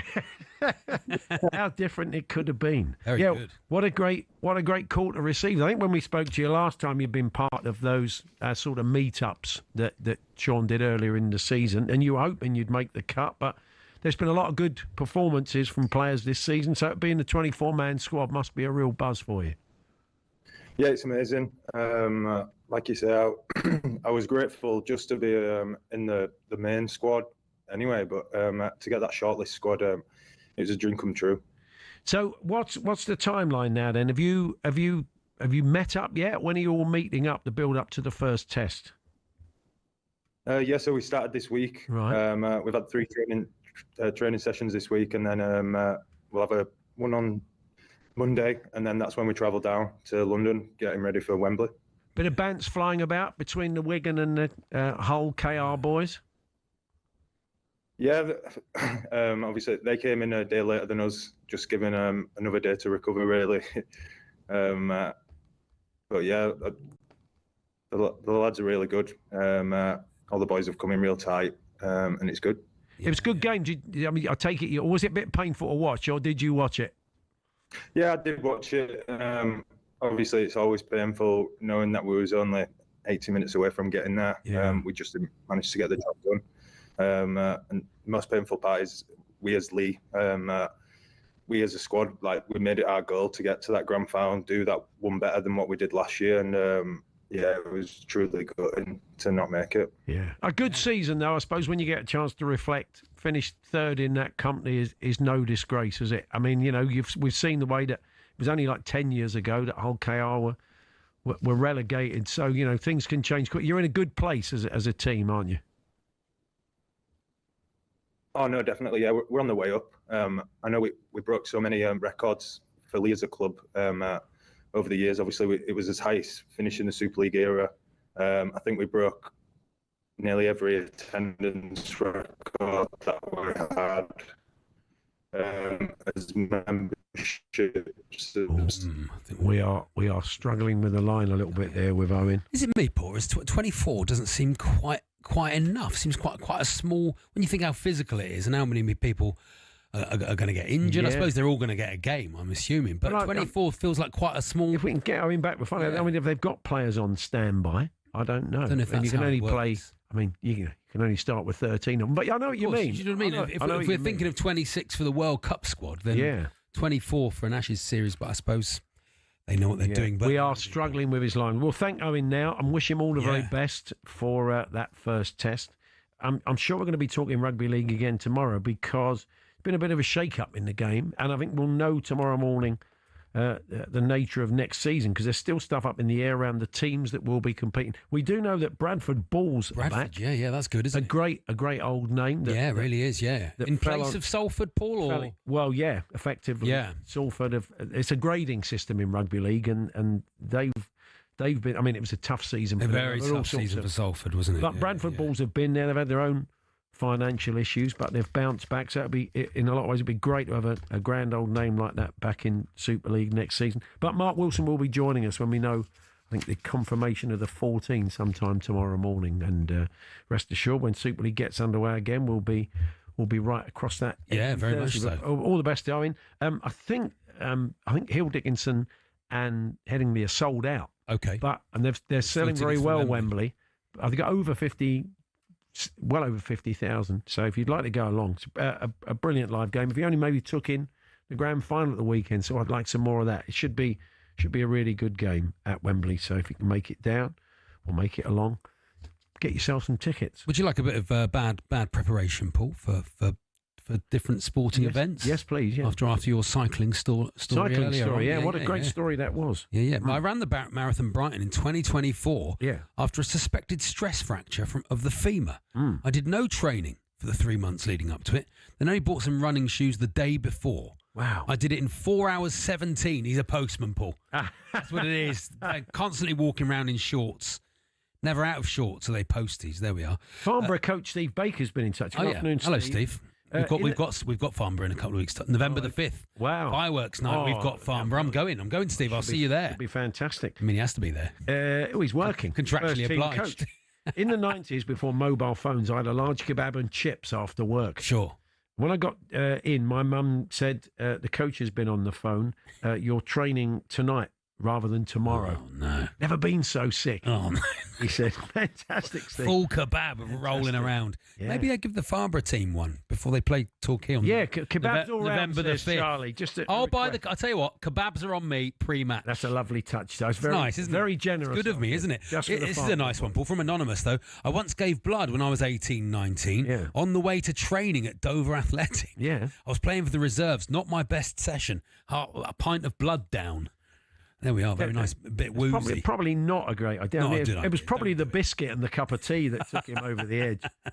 Nearly bad preparation for sport on the face of it, because we had a couple where people performed rather well, like we just heard there. It's a pretty amazing story. I was reading about in the Times of a 40-year-old lawyer who beat Taddy Pogacar in a hill climb. Although, McDonald's, isn't it? Couple of pints in a McDonald's. Did get a 6-minute start. And there was a 3.5 minute. He was 3.5 minutes quicker, but he was, in terms of time, because he had the 6.5 minute start, quicker than Pogacar. And we're going to try and catch up with him. It's a really interesting story. His name is Andrew Feather, and he prepared by having a flat tyre, and while he did it, and eating at McDonald's the night before, and he beat Pogacar. That's pretty good going. McDonald's will be pleased. Talksport.com/18J, text to 81089, tweet TSH&J. Just a reminder of however you watch telly, you can now watch TalkSport from Samsung and LG TVs to Fire TV, Chromecast and Apple TV, or just grab the app on Android TV and Google TV.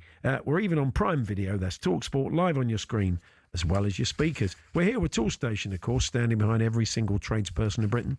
Next stop, Toolstation, and next we are looking ahead to our first commentary game of Premier League weekend.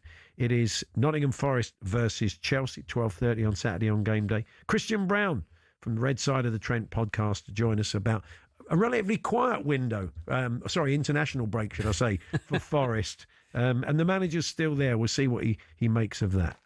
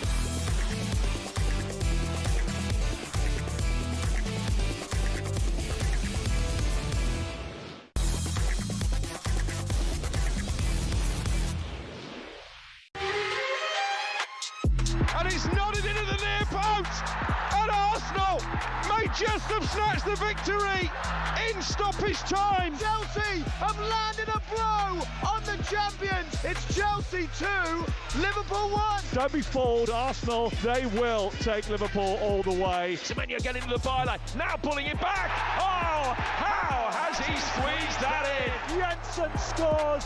Manchester United are beaten again. The Manchester United have not only stagnated, but regressed under this manager. Erling Haaland had never scored here at the G-Tech. Well, he most certainly has now. It's his 12th goal of the season. To Moises Caicedo. Oh, he's rifled it in. What a strike. The winless streak continues for Ange Postecoglou, and the woes carry on. If it doesn't turn around quickly, I think Postecoglou will find himself under pressure. The greatest drama in the world. This is the Premier League. Yep, it's back this weekend, and we kick it off on game day on Saturday at 12:30 with Forest versus Chelsea. Yeah. There was a lot of talk before the break of Ange potentially being replaced, possibly by Sean Dyche. His name came up in dispatches. It hasn't happened so far. Still got a couple of days to go. Let's talk a bit of Forest leading into that. Christian Brown is from the Red Side of the Trent podcast. Hi, Christian. Hello, Christian. Lads, how you both doing? You all right? Yeah, good, thank you. Good. Are you pleased secretly? I mean, it's been a bit nuts to have sacked the manager after such a short space of time, or were you for a quick change, ripping off the plaster? What, in terms of Ange? Yeah. I'm amazed and disappointed in equal measure he's still there. He was the wrong appointment from the outset. I don't really know how or why he was considered. I mean, the bloke's now lost 30 of his last 49 Premier League matches, and we're thinking he's a good fit for Nottingham Forest Football Club. It's laughable, really. I'm going to a game on Saturday. I've started up from Kent. I go. I'm a season ticket holder. I honestly reckon by the time I come back, he'll be out of a job. What's he doing wrong, Christian? Well, I mean, you're watching the team now. You watched the team under Nuno. What's he got so badly wrong that's causing this issue, in your opinion? It's just, his total. Set pieces are the big one. Obviously, we saw that at Spurs last season. That they were laughable defending those. That's carried over. It just seems now any ball to the back post, and Forest look extremely vulnerable. He also doesn't seem to know what system he wants to play either. I know, obviously, last year we were maybe a bit spoiled because Nuno was very much like, this is my 11, this is my way of playing. And you know what you're going to get. If someone's injured, someone just comes in and sort of, just takes up that role rather than anything else. And just tried 4 different formations in 7 games. It just seems like he has no real grip or concept of what to do. And the players sort of seem that way as well. It's like, is it a 4-2-3-1? Is it a 4-3-3? Is it a 3-4-3? Is it 5 at the back like it was at Newcastle? It's just chop and change every game, really, and no one really knows what to do. There's no continuity or anything like that. When you've already brought in a load of new players anyway, it just doesn't help. So how does that differ from the early days of Nuno? Take us back to when Nuno first came in. Were you from what you saw in those early 4 or 5 or 6 games, which is what Ange has had? Were you more confident than you are currently? Significantly, yeah. I mean, also it obviously didn't help. Nuno got results. I mean, Nuno's first game was Bournemouth at home. He was aided within about 20 minutes of quite possibly the worst refereeing decision the City Ground's ever seen, when Rob Jones sent Willy Bolly off for winning a slide tackle. But then after, we lost the game 3-2 despite that, and you could see clear signs of fight and improvement. Then we went to Newcastle on Boxing Day and won that, and then we had Man United and won that. So, those 2 games we looked at and thought there's no way for us to get anything out of these, and he's turned up and got results out of the bag. Compare that to what Ange has had. So Ange has had 2 newly promoted sides in Sunderland and Burnley. We've had a Championship side in the Cup in Swansea, and we've had Midgetlands, who are probably the equivalent of a Championship side. I think that's fair to say. We've got 1 point from 9 that went out the Cup. It's not good enough. We're conceding 3 goals on average every other game. You've got some of the best defence in the league last season, the best goalkeeper in the league, and Milenkovic and Murillo won so many plaudits last season of how good they were. They look like clowns.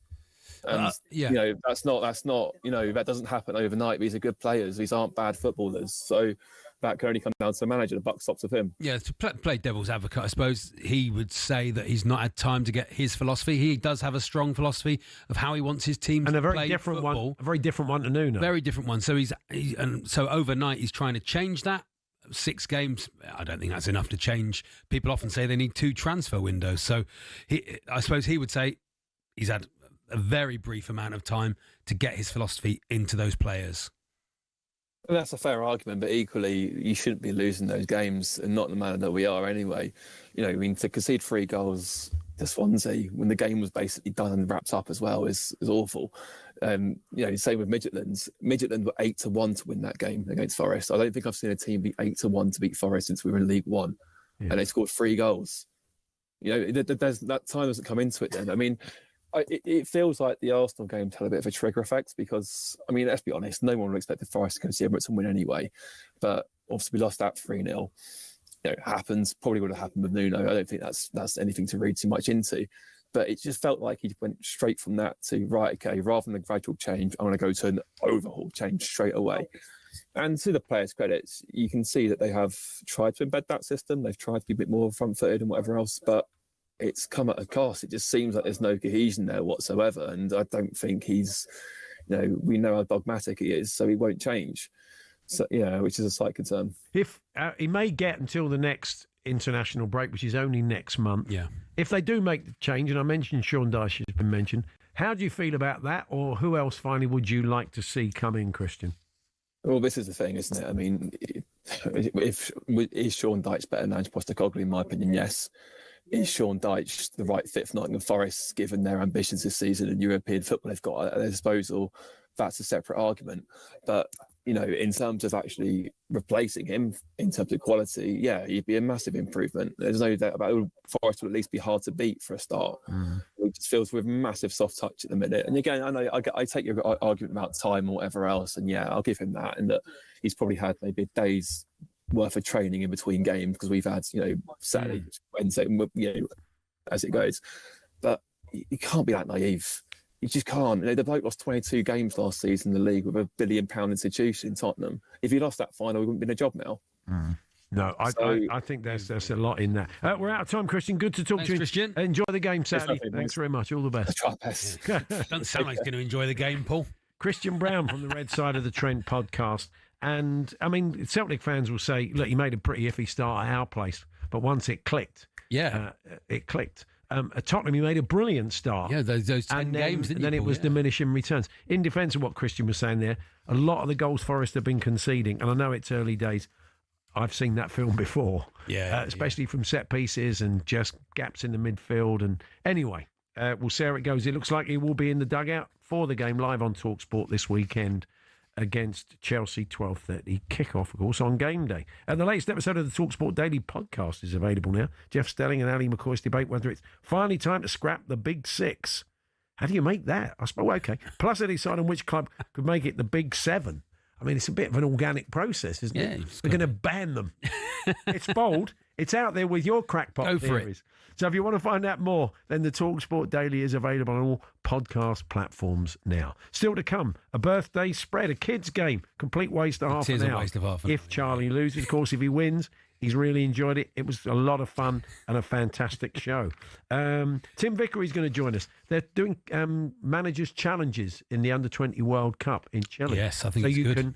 You can flash the green card. Yeah, you give them the card. Flash the green card. That'll get a few people playing. Yeah, it certainly will. Get them to America. So we're going to be chatting about that. More of your emails, texts and tweets. Quite a lot of you have prepared incredibly badly for sport, and it worked out. Maybe there's something in it. We'll bring you the best of those shortly.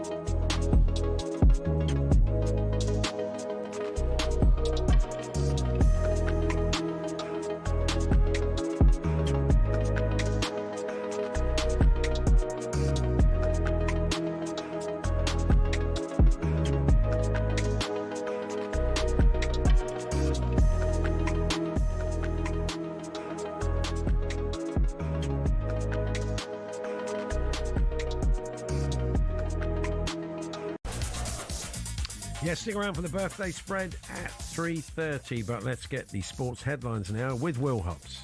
talkSPORT Sports Update, powered by the Nissan Van Range. Score a winning hat-trick of performance, payload and price. Search Nissan Vans or head to your local Nissan Van Centre.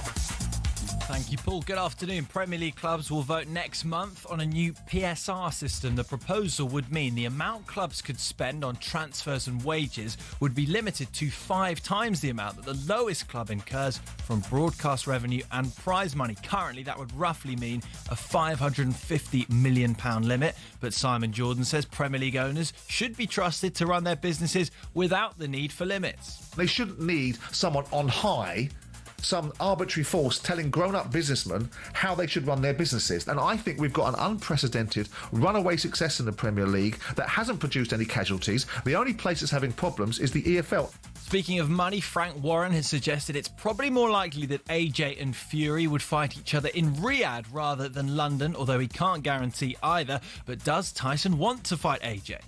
He feels that he should have got one of those results, the last result against Alexandrov.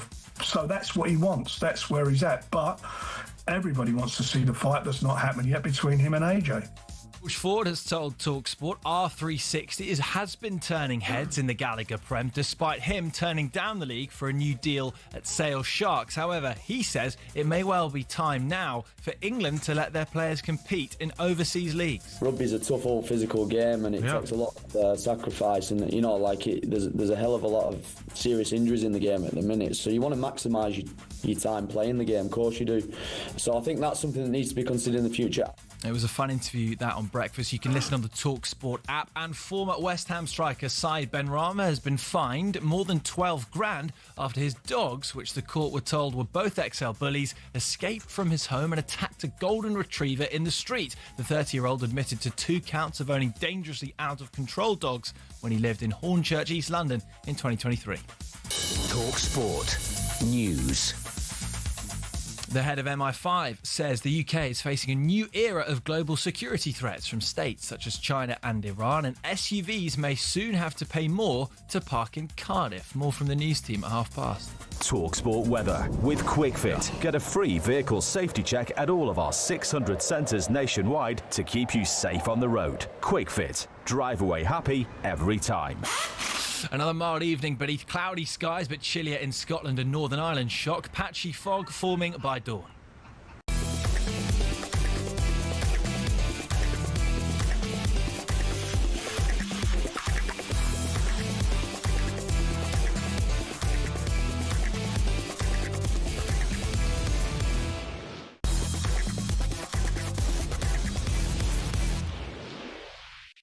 Weekend preview on talkSPORT with Paddy Power. For more racing tips, check out their podcast, From the Horse's Mouth, with Ruby Walsh and our own Paddy Power. The podcast for racing fans, by racing fans. T's and C's apply. 18+ BGambleAware.org. Don't know about you, Charlie, but I'm of a mind to ditch the birthday spread this week and just drill down a little more into why it's going to cost SUVs more to park in Cardiff. I know.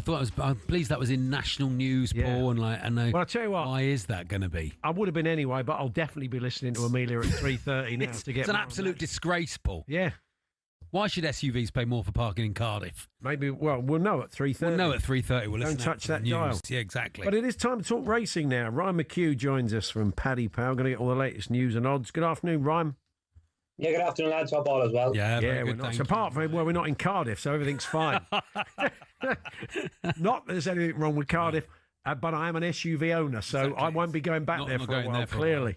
Anyway, Ryan, more importantly, let's have a look at the racing that's coming up at the weekend.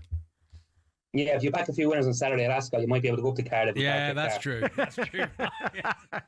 It's Champions Day at Ascot on Saturday, lads. 5 of the 7 races being Group 1, so it's high-quality action to conclude the flat season. Opening contest has 5 runners with Trawlerman, the 1 to 2 favourite to regain his crown. We won't spend much time on that as it looks not the most competitive race on the card. Wide Open Champion Sprint Stakes takes place at 2:05. It's a race we're paying an extra place in, and Montesiv looks one to side with here, back over 6 furlongs. He's around a 6 or 7 to 1 chance with ourselves at the moment. He's only had the 1 run this season to date, but it was an encouraging one over an inadequate 5 furlongs, so stepping back up in trip. should see him to best effect on Saturday. The filly of mares is at 245, another wide open race. I like the look of Calpana, who is currently the 11-4 favourite with ourselves at the moment. It's a quick turnaround from our 7th place finish in the Prix de l'Arc de Triomphe less than 2 weeks ago, but this is a slightly easier assignment than that, and I think the track and conditions will suit her a lot better. We're paying another extra place in the QE2 at 325. Fielded Gold is relatively weak at this moment in time, but it may pay to side with a few bigger prices in that. I thought the likes of Dockland, who's a core specialist, or Marvel Man, 2 at double-figure prices might be worth having an each-way bet on. Penultimate race, the Champion Stakes, in which Ombudsman is the 2-1 favourite. But I thought the French train Calandagan was the one to be on in that one. He's currently around an 11-4 chance with ourselves. And before I go, Ascot finished with a 20-runner Balmoral handicap at 440 on Saturday. We're paying 6 places instead of 4, and I'm not going to try and pick the winner of that one, as it looks very competitive with plenty having good each-way chances. Excellent. Nice one, Ryan. Thanks very much. Have a good weekend. Thanks, Ryan. Cheers, lads, boys. There we are. It's Ryan McHugh there from Paddy Power. If you want to keep up with all the latest racing news, Paddy Power from the Horse's Mouth podcast is available every week, and you can download the latest episode from your usual podcast provider now, 18+, BeGambleAware.org. Weekend preview on talkSPORT with Paddy Power. For more racing tips, check out their podcast, From the Horse's Mouth, with Ruby Walsh and our own Paddy Power. The podcast for racing fans, by racing fans. T's and C's apply. 18+, BeGambleAware.org. Quite a lot of you have prepared quite badly for sport, and it hasn't really impacted your performance, surprisingly. Quite a lot of humble brags going on, actually. Okay. On the texting, yeah. Read chat on game prep. Yes. When I was 18, playing local Saturday footy, we went to the pub for 2 pints and a strip show. Okay. Was that relevant to the performance? I don't know, listen, you bought a raffle ticket. Yeah. My mate won a pack of sausages. This all sounds like great prep for a game of football. As they can't charge for the strip show. Okay. So you had to buy a raffle ticket. Right. And then I'm assuming the raffle money went to the exotic dancers. Exotic dancer, you know. Yeah. We won 2-0. Good preparation, Paul. Yeah. From Anonymous. Oh, okay. I mean, I'm not sure it's a Premier League game, but you never know. You never know. If it was. Wasn't the Champions League final, was it? When I was 18, Paul. Oh, yeah. That was a long time ago. A long time ago. A heck of a memory. But I moved to London, right? Moved to London and my eyes were opened. The bright lights. One Saturday, my eyes were opened. Yeah. Do you want to come? Can you tell this story at this time of day? Not sure. Let's find out.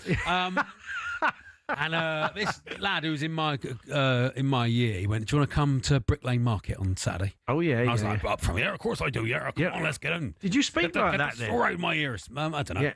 Yeah. Probably more than I do now. Oh yeah, sure. When we went, we're going to go to a few pubs. Oh yeah, and then look around the market. I went, all right, yeah, sounds good fun. Yeah, he said, yeah, bring some change. Oh yeah, yeah. Like, all right. Okay, yeah. Am I allowed to tell this story, Paul? Do you know where it's going? I do know where it's going because I don't know if it still happens. I haven't been since. Yeah, okay. But anyway, we went into these pubs. I was like, this is a dingy old pub. What's lunchtime? What are we in here for? Around lunchtime. Yeah. Anyway. Yeah, I know. It's. I don't think. Does it still happen, Paul? I don't know. Not in that part of London. No. Which Anyway, I is panicked. I panicked. She started passing a pint pot round with a handle, old school. Oh yeah, yeah. And I panicked. Put all me change in. Oh right. And he said, "What are you doing? That's for the whole afternoon. Yeah. You've panicked. You've panicked." What a valuable lesson you learned. I learned a lesson, Paul. And there I was, a Londoner, all of a sudden. I've got a follow-up story, but it's too early in the day. Now, there was a cricket one you mentioned. Oh, yes, that was good. I have to find that now. This was Jeff Thompson. Oh, yes. The great legendary He apparently used to drink a pint of vodka the night before a cricket match because he said... pint of vodka. Please don't do that. Don't do that. But he said he bowled faster and angrier with a hangover. Really? I don't know if that's true or not. Can I suggest that Marnus Labuschagne drinks a pint of vodka before the way he's playing at the moment ahead of the Ashes? Is he in the squad, Paul? Another century. He's almost certainly going to be. Yeah, sure. He's come into some good form. We were chatting to Shiel Berry from the Telegraph the other day. He's looking remarkably good at the moment, is Marnus, unfortunately. I should let you know, big time cricket is back here on talkSPORT and talkSPORT 2. talkSPORT 2 this week. We've got England's white ball series in New Zealand. Here, ball-by-ball commentary of the entire series. First T20 gets underway 7 a.m. on Saturday morning, so a decent time. Very nice. Bit of breakfast cricket. Yeah, lovely. And you can also see a watch-along on the talkSPORT Cricket YouTube channel. Andy and I were fortunate enough to interview the great Sir Garfield Sobers when his autobiography came out. And Andy does he can do impressions of cricketers, but he tends to do the bowling action. Oh, physical impressions. He does the bowling action of Ray Illingworth. That's nice. And he's done that all over the world. I can imagine. No one never really spots what it is. Great on radio. I mean, I remember we were in St. Petersburg, and he decided just outside the old Hermitage there that he would just across the square outside, he'd give all the local people there the Ray Illingworth bowling action. I mean, it's uncanny, but strangely enough, not that many. No one got it. Not that many passing Russians went past. Oh yes. Said, "Hang on, is Ray Illingworth?" Ah, Ray. Yeah, that's it. Just no one spotted it. But he also did the Sir Garfield Sobers walk. Oh, okay. And when it was a slight rolling gait that that he had when he would walk out. And it was a bit like Flash Harry from St. Trinian. If you play that of course, to Garfield Sobers when he walks out, it works like Very nice. George Cole. Like George Cole. So as we left the studio after the interview, Andy was walking behind him. Oh, blimey! In the microphone. You've given you a reminder. It's in Terry. Doing the Sir Garfield Sobers walk behind him. I don't know if he clocked it. Very good. But anyway, yes. The point is this: we had a conversation, and he was very dry, very funny actually. And he said, I realised quite early on in my career, he said everybody had a different way of prepping for a big test match. Yeah. And I was quite lucky to discover early on that my best way of prepping was staying up to the early hours of the morning the night before drinking rum.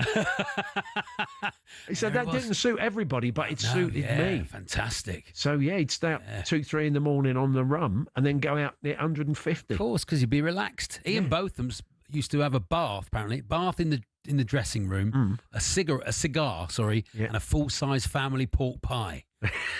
That was his prep. It's a great combo. Yeah, great combination. Anyway, you can keep those coming. TalkSport.com, text 81089, tweet TSH and J. Tim Vickery joins us next, and we're going to look at some of the big stories in the world of South American football.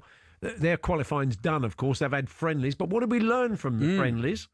And also, what has he made? He's been keeping an eye on the World Under-20 World Cup tournament over in Chile. And they've had this coaches challenge system that they're trying out FIFA around. So you can get the ref to a monitor if you think they've made a fox pass. It's a card, is it? It's not like in American football where they throw on. It's not. No. It's throw like on a yellow. I think it's a green card. Oh, okay. Anyway, Tim can tell us more. He'll be joining us in a moment. Then we'll have a birthday spread with Jeff Peters, of course, and Andy Jacobs supplying the funnies.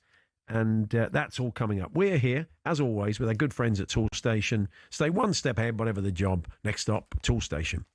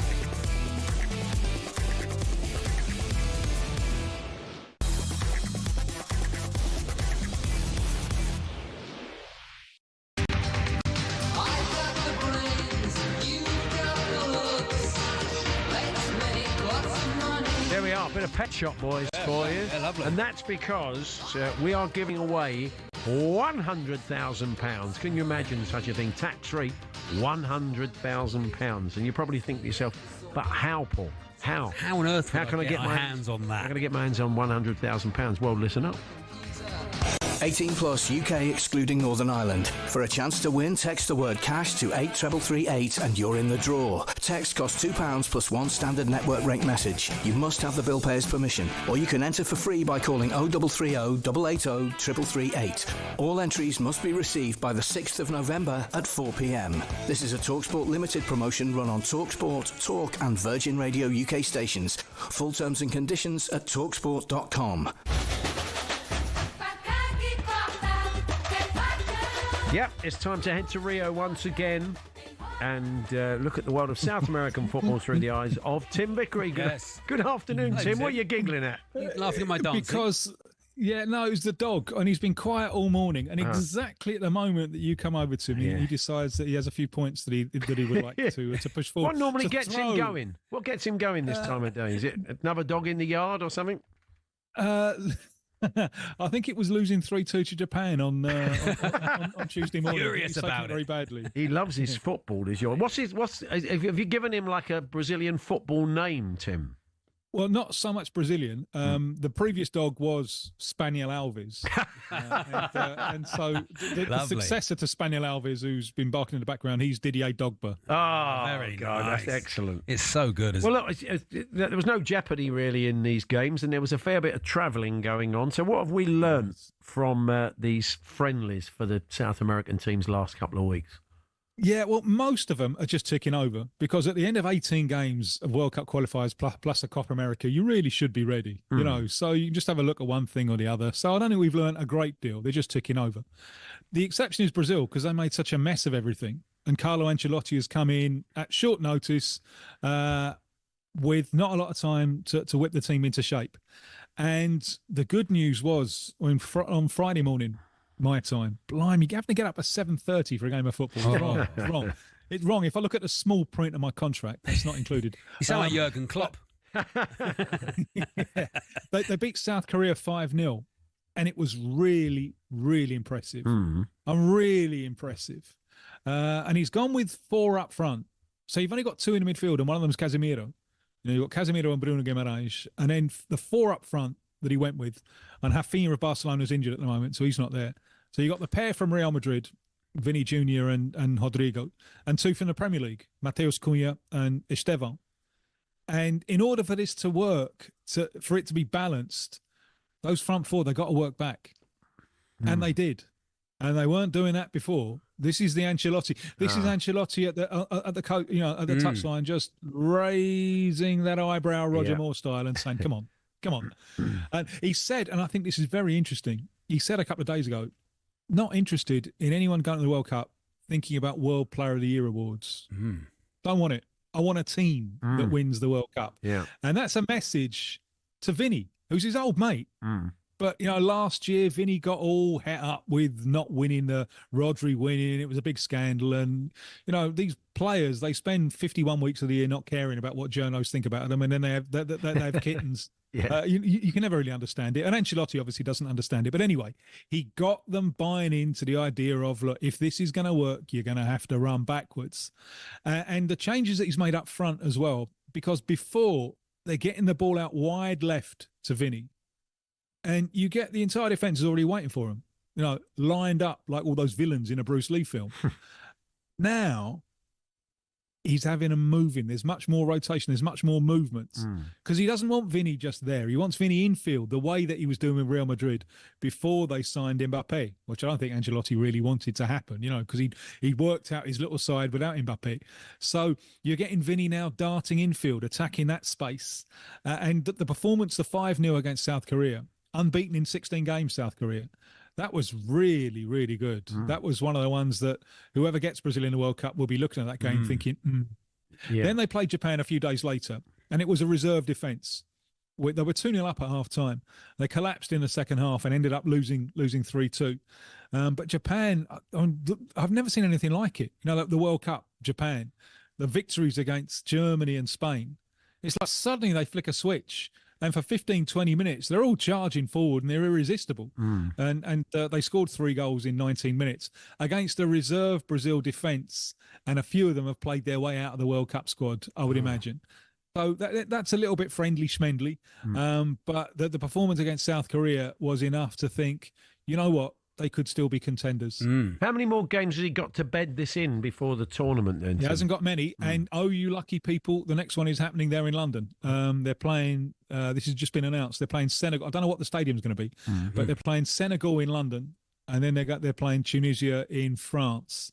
So he's got those 2 friendlies. Then he's got 2 friendlies in March, almost certainly against top-level European opposition. And then he's got to name his World Cup squad. So he hasn't got a long time to do this. It helps enormously with him that he is the great simplifier. You know, he's not one of those detailed club coaches.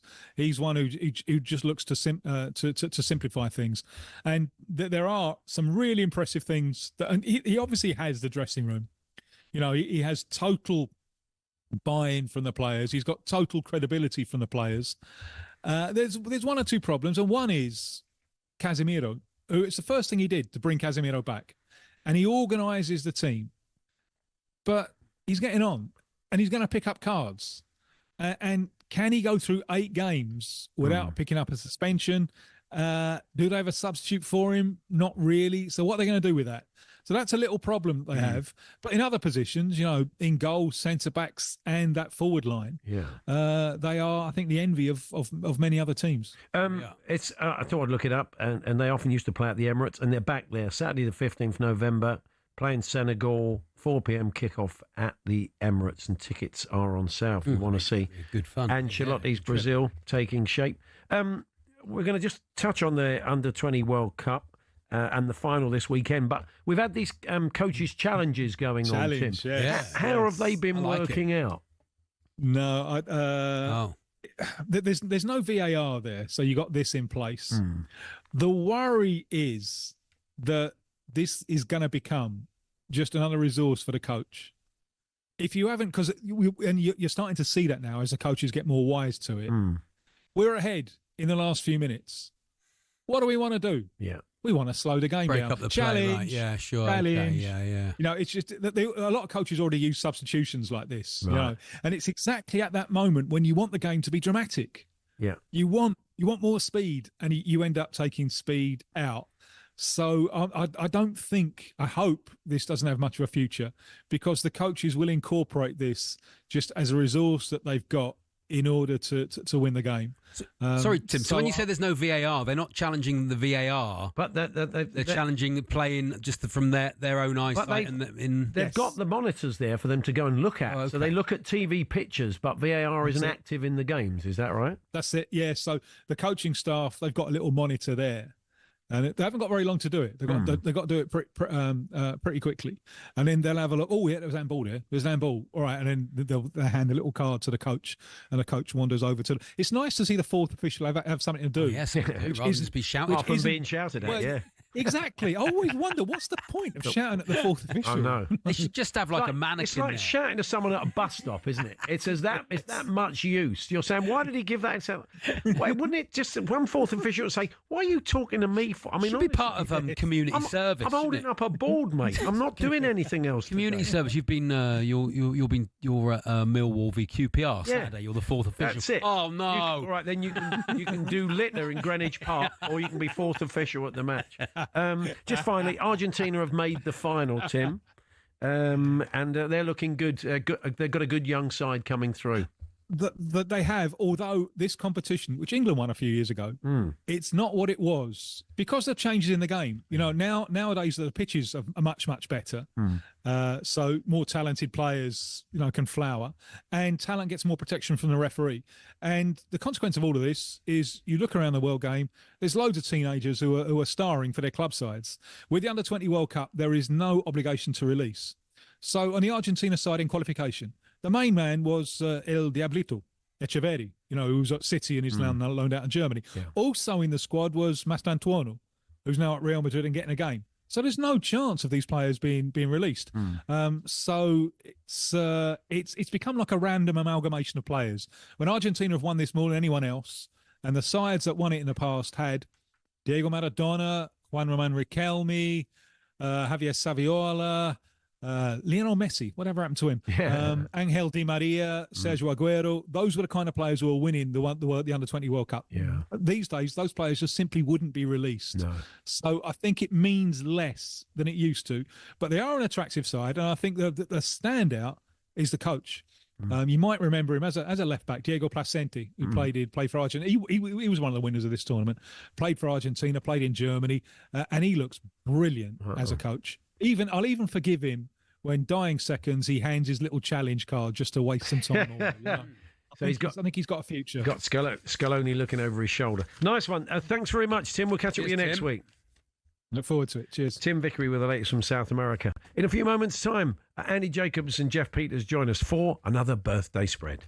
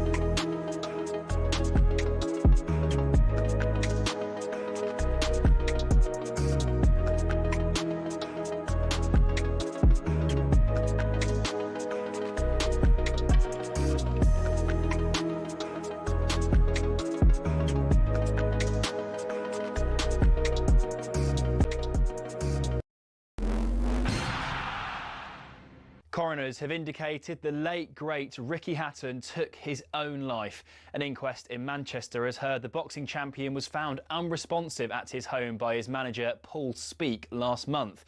They were due to fly to Dubai that day to promote a comeback fight. Anyone affected by this can contact the Samaritans for free on 116 123. Now, Premier League clubs are expected to vote on alternatives to PSR, including a spending limit on transfers and wages.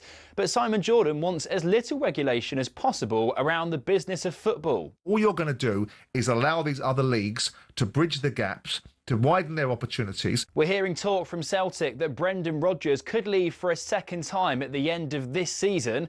Our chief football correspondent Alex Crook says that could lead to a managerial merry-go-round south of the border. because Oliver Glasner at Palace is coming to the end of his contract. Marco Silva, Andoni Iraola, very sought after by some top clubs. You would think all of those trio would be interested in a manager with the CV of Brendan Rodgers. Onto the oval ball now, and George Ford has told talkSPORT the new breakaway franchise league R360 is making lads consider their future in the game. It is spoken about, look, from a financial point of view, it is significantly different. The fly half has signed a new 3-year deal at Sale Sharks to avoid being banned from playing internationals.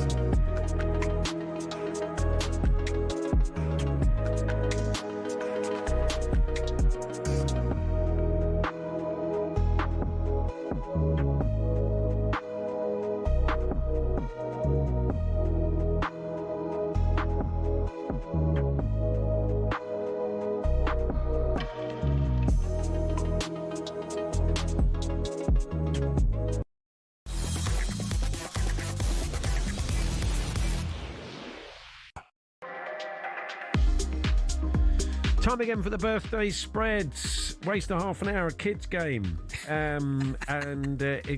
Basically Andy Jacobs. Some people message me these days, Paul. Andy Jacobs. On Instagram, they just get in touch and say, waste of half an hour, terrible, eat it. Well, let's waste half an hour with a kids game then. Andy Jacobs has collated 10 birthdays from the week. He's got a little gag attached to each one for us, bit of a funny. Jeff Peters keeps score. Good afternoon, Andy. Hello, Andy. Good afternoon. And I sent Jeff the jokes quite early because he hasn't been doing any toppers. I'm a bit concerned. I think he's put him off, Charlie. Why me? Not just me. Just being nasty. I'm under the bus there. I'm going to listen back to the tape. Being really nasty to Jeff.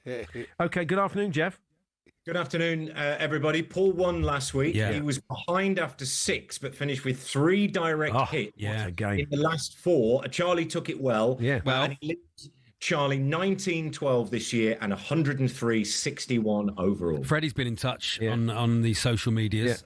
To me, and he says, social medias. Yeah, I don't like. You're not ahead of the social medias. No, are you? No. You can find me on Instagram if you want to, and Andy and Jeff.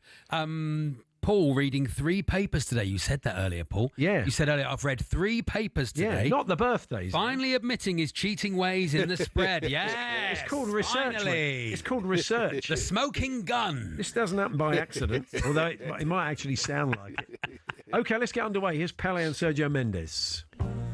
Birthday number 1, Andy. Yes, birthday number 1, the actor, fine actor from Gosford Park and many, many others, Charles Dance. Oh, Charles Dance, yeah. And I don't know if you know this, he's incredibly afraid of spiders. And I remember one time, he called me up to get rid of one that was crawling across his parquet ballroom. I annihilated it. It was Murder on the Dance Floor. Oh, nice. Okay, terrific. Charles Dance got to be getting on now, and he's 79. There we are. I remember when he had a bunch of crows on his head. Do you remember? Oh, yeah, what was that? Murder. That was a murder on the... A murder on the... Yeah. What did you say? 79. I think he's older than that. 84. Oh. 79, I'm afraid. I mean, he reacts like that, and it's embarrassing. It's embarrassing. I've not looked at a birthday, Charlie. What would be the point of that? Unbelievable, isn't it? No point. It's embarrassing. So what's the scores, Jeff? Well, that's 4 direct hits. Yeah, I mean, yes. Even Jeff's beginning to doubt it now. It's Paul 0, Charlie 5, and thankfully no vest this week. Lance Armstrong looking on, shaking his head. Yeah. There's no need for that, says Lance Armstrong. That's when you know it's bad. Okay, back to Charlie leads us off. Number 2, Andy. Okay, the fine singer Christa Berg. Oh, Christa Berg. And I love the song he wrote celebrating Arsenal's left-footed midfield maestro from the 70s. Who can forget Brady in Red? Oh, that's nice. Yeah. That's very good. Always looked older, isn't he? He's always sort of looked. Yeah, he's got young hair, but I'm not sure that's quite working. He's got the worst ever Christmas song, Spaceman Went Travelling. Yeah. I'm going to say,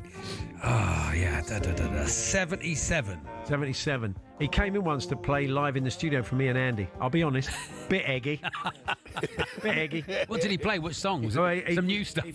No, I won't go into that now, but... Okay. Yeah. Anyway, where were we? Happy birthday to him. He's tuned in for this just in case he's on, Paul. I'm sorry, we didn't ask him to bring his guitar in, is what I'm saying. So, yes, exactly. Where were we? 81. 77. Who's been cheating now? Did I get it right? I worked it out, actually. Oh, yeah. Oh, yes. Yeah, I worked it out. So what's that done to the scores, Jeff? 4-4 out, direct hit for Charlie. It's 4-4, Charlie 5. There we are. 5, well done, Charlie. That was a genuine guess, that. A genuine guess. Back to me. It's what someone who was cheating would say, but I'm not cheating, so, Back to me, birthday number 3. Point in cheating, boys. There's no point. Stupid kids game. No point Waste of half an hour. Charlie. Right. It's the actor, comedian and writer, Dawn French. Oh, wow, okay. Happy birthday, Dawn. Yeah. Yes, not many people know this, but Dawn developed the first operating software for Microsoft. Computer buffs everywhere enjoyed opening the French windows. No. Okay. Nice, thank you. The French. Dawn French. Dawn French. 65. Yeah, I think you're in the right ballpark there, Paul. I'm going to say 64. 68. Oh. Well, okay, fair play. Good. So, Jeff, where are we at there? Charlie goes Regals 4 out onto 9, Paul 3 out onto 7. 7. 9-7. Good scoring, isn't it? Very good. good. Tight game. Yep. 2 direct hits in there. Birthday number 4, Andy. Okay, the fine singer-songwriter Paul Simon. Yeah. Paul Simon. And we were in Northampton, and Paul said he fancied taking in a Northern Premier League game. I was a bit surprised, actually. But as we walked past the ground, a match programme in the road stuck to his footwear. He had Rushton and diamonds on the soles of his shoes. Lovely. Nice, that, yeah. He's a rich man. Okay. Try to hide it. Right, here we go then. Yes, okay, yeah. Paul Simon. 84. I was going to say that. So I'll go 83. He's 84. This is great. Oh, that was me guessing again. That was good, wasn't it? Somebody looking in the papers. Not looking in the papers, Paul. You can work out when he had his first big hit in the early 60s. Why was I going to say 84? You were going to say it the same. I was channeling it. Yeah, You've been cheating. That's why you read it. Yeah. It's been telegraphed this morning. So what's the scores All there? the times, of course. Yeah. Excellent guessing. Paul 8, Charlie 9. Oh, I get all my birthdays at the start. Yeah. Okay. Right, here we go. On to birthday number 5 then, going into half-time with what, Andy, or who? The presenter of Wish You Were Here, Judith Chalmers. The great Judith Chalmers. Yeah. And she's hosting a new show on ITV, actually, with Alan Brazil, where they bemoan the lack of alcoholic drinks in dry countries. Oh, yeah. It's called Wish You Were Beer. Oh, okay. Yeah, wish you were beer. Very nice. Judith Chalmers. Judith's got to be in her 80s, isn't she? 87. Up there. Happy birthday, Judith. Birthday. Thanks for all the entertainment. Oh, yeah. What holidays she had. Yeah, you might also. It's good when they visited somewhere. Yeah. Had like a beach, wasn't it? Yeah. You might get the odd glimpse. As a teenager. Well, I hadn't thought. As a teenager, just saying. We didn't have the internet, Paul. What about his beer glass story? We didn't have the internet, Absolutely Paul. lethal. Did we? We're in Torremolinos. Oh, good news. We're in Iceland this week. Charlie turning the telly off. 87. What are you going with? Yeah. And we're in Norway. What are you going with? 88, Paul. Okay. 90. Oh, okay. So we're going to half-time, Jeff, with the scores delicately poised at what?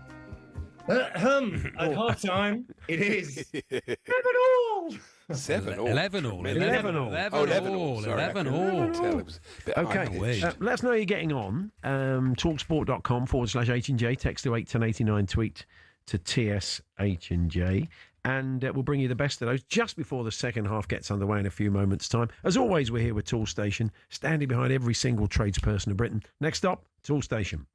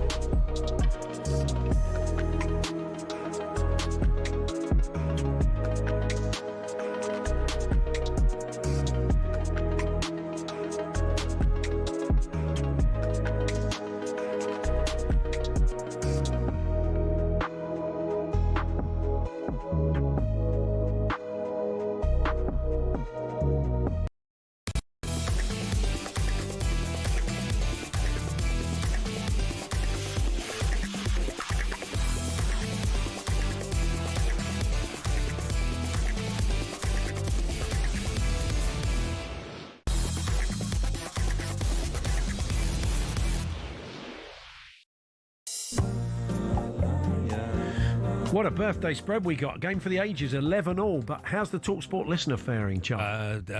John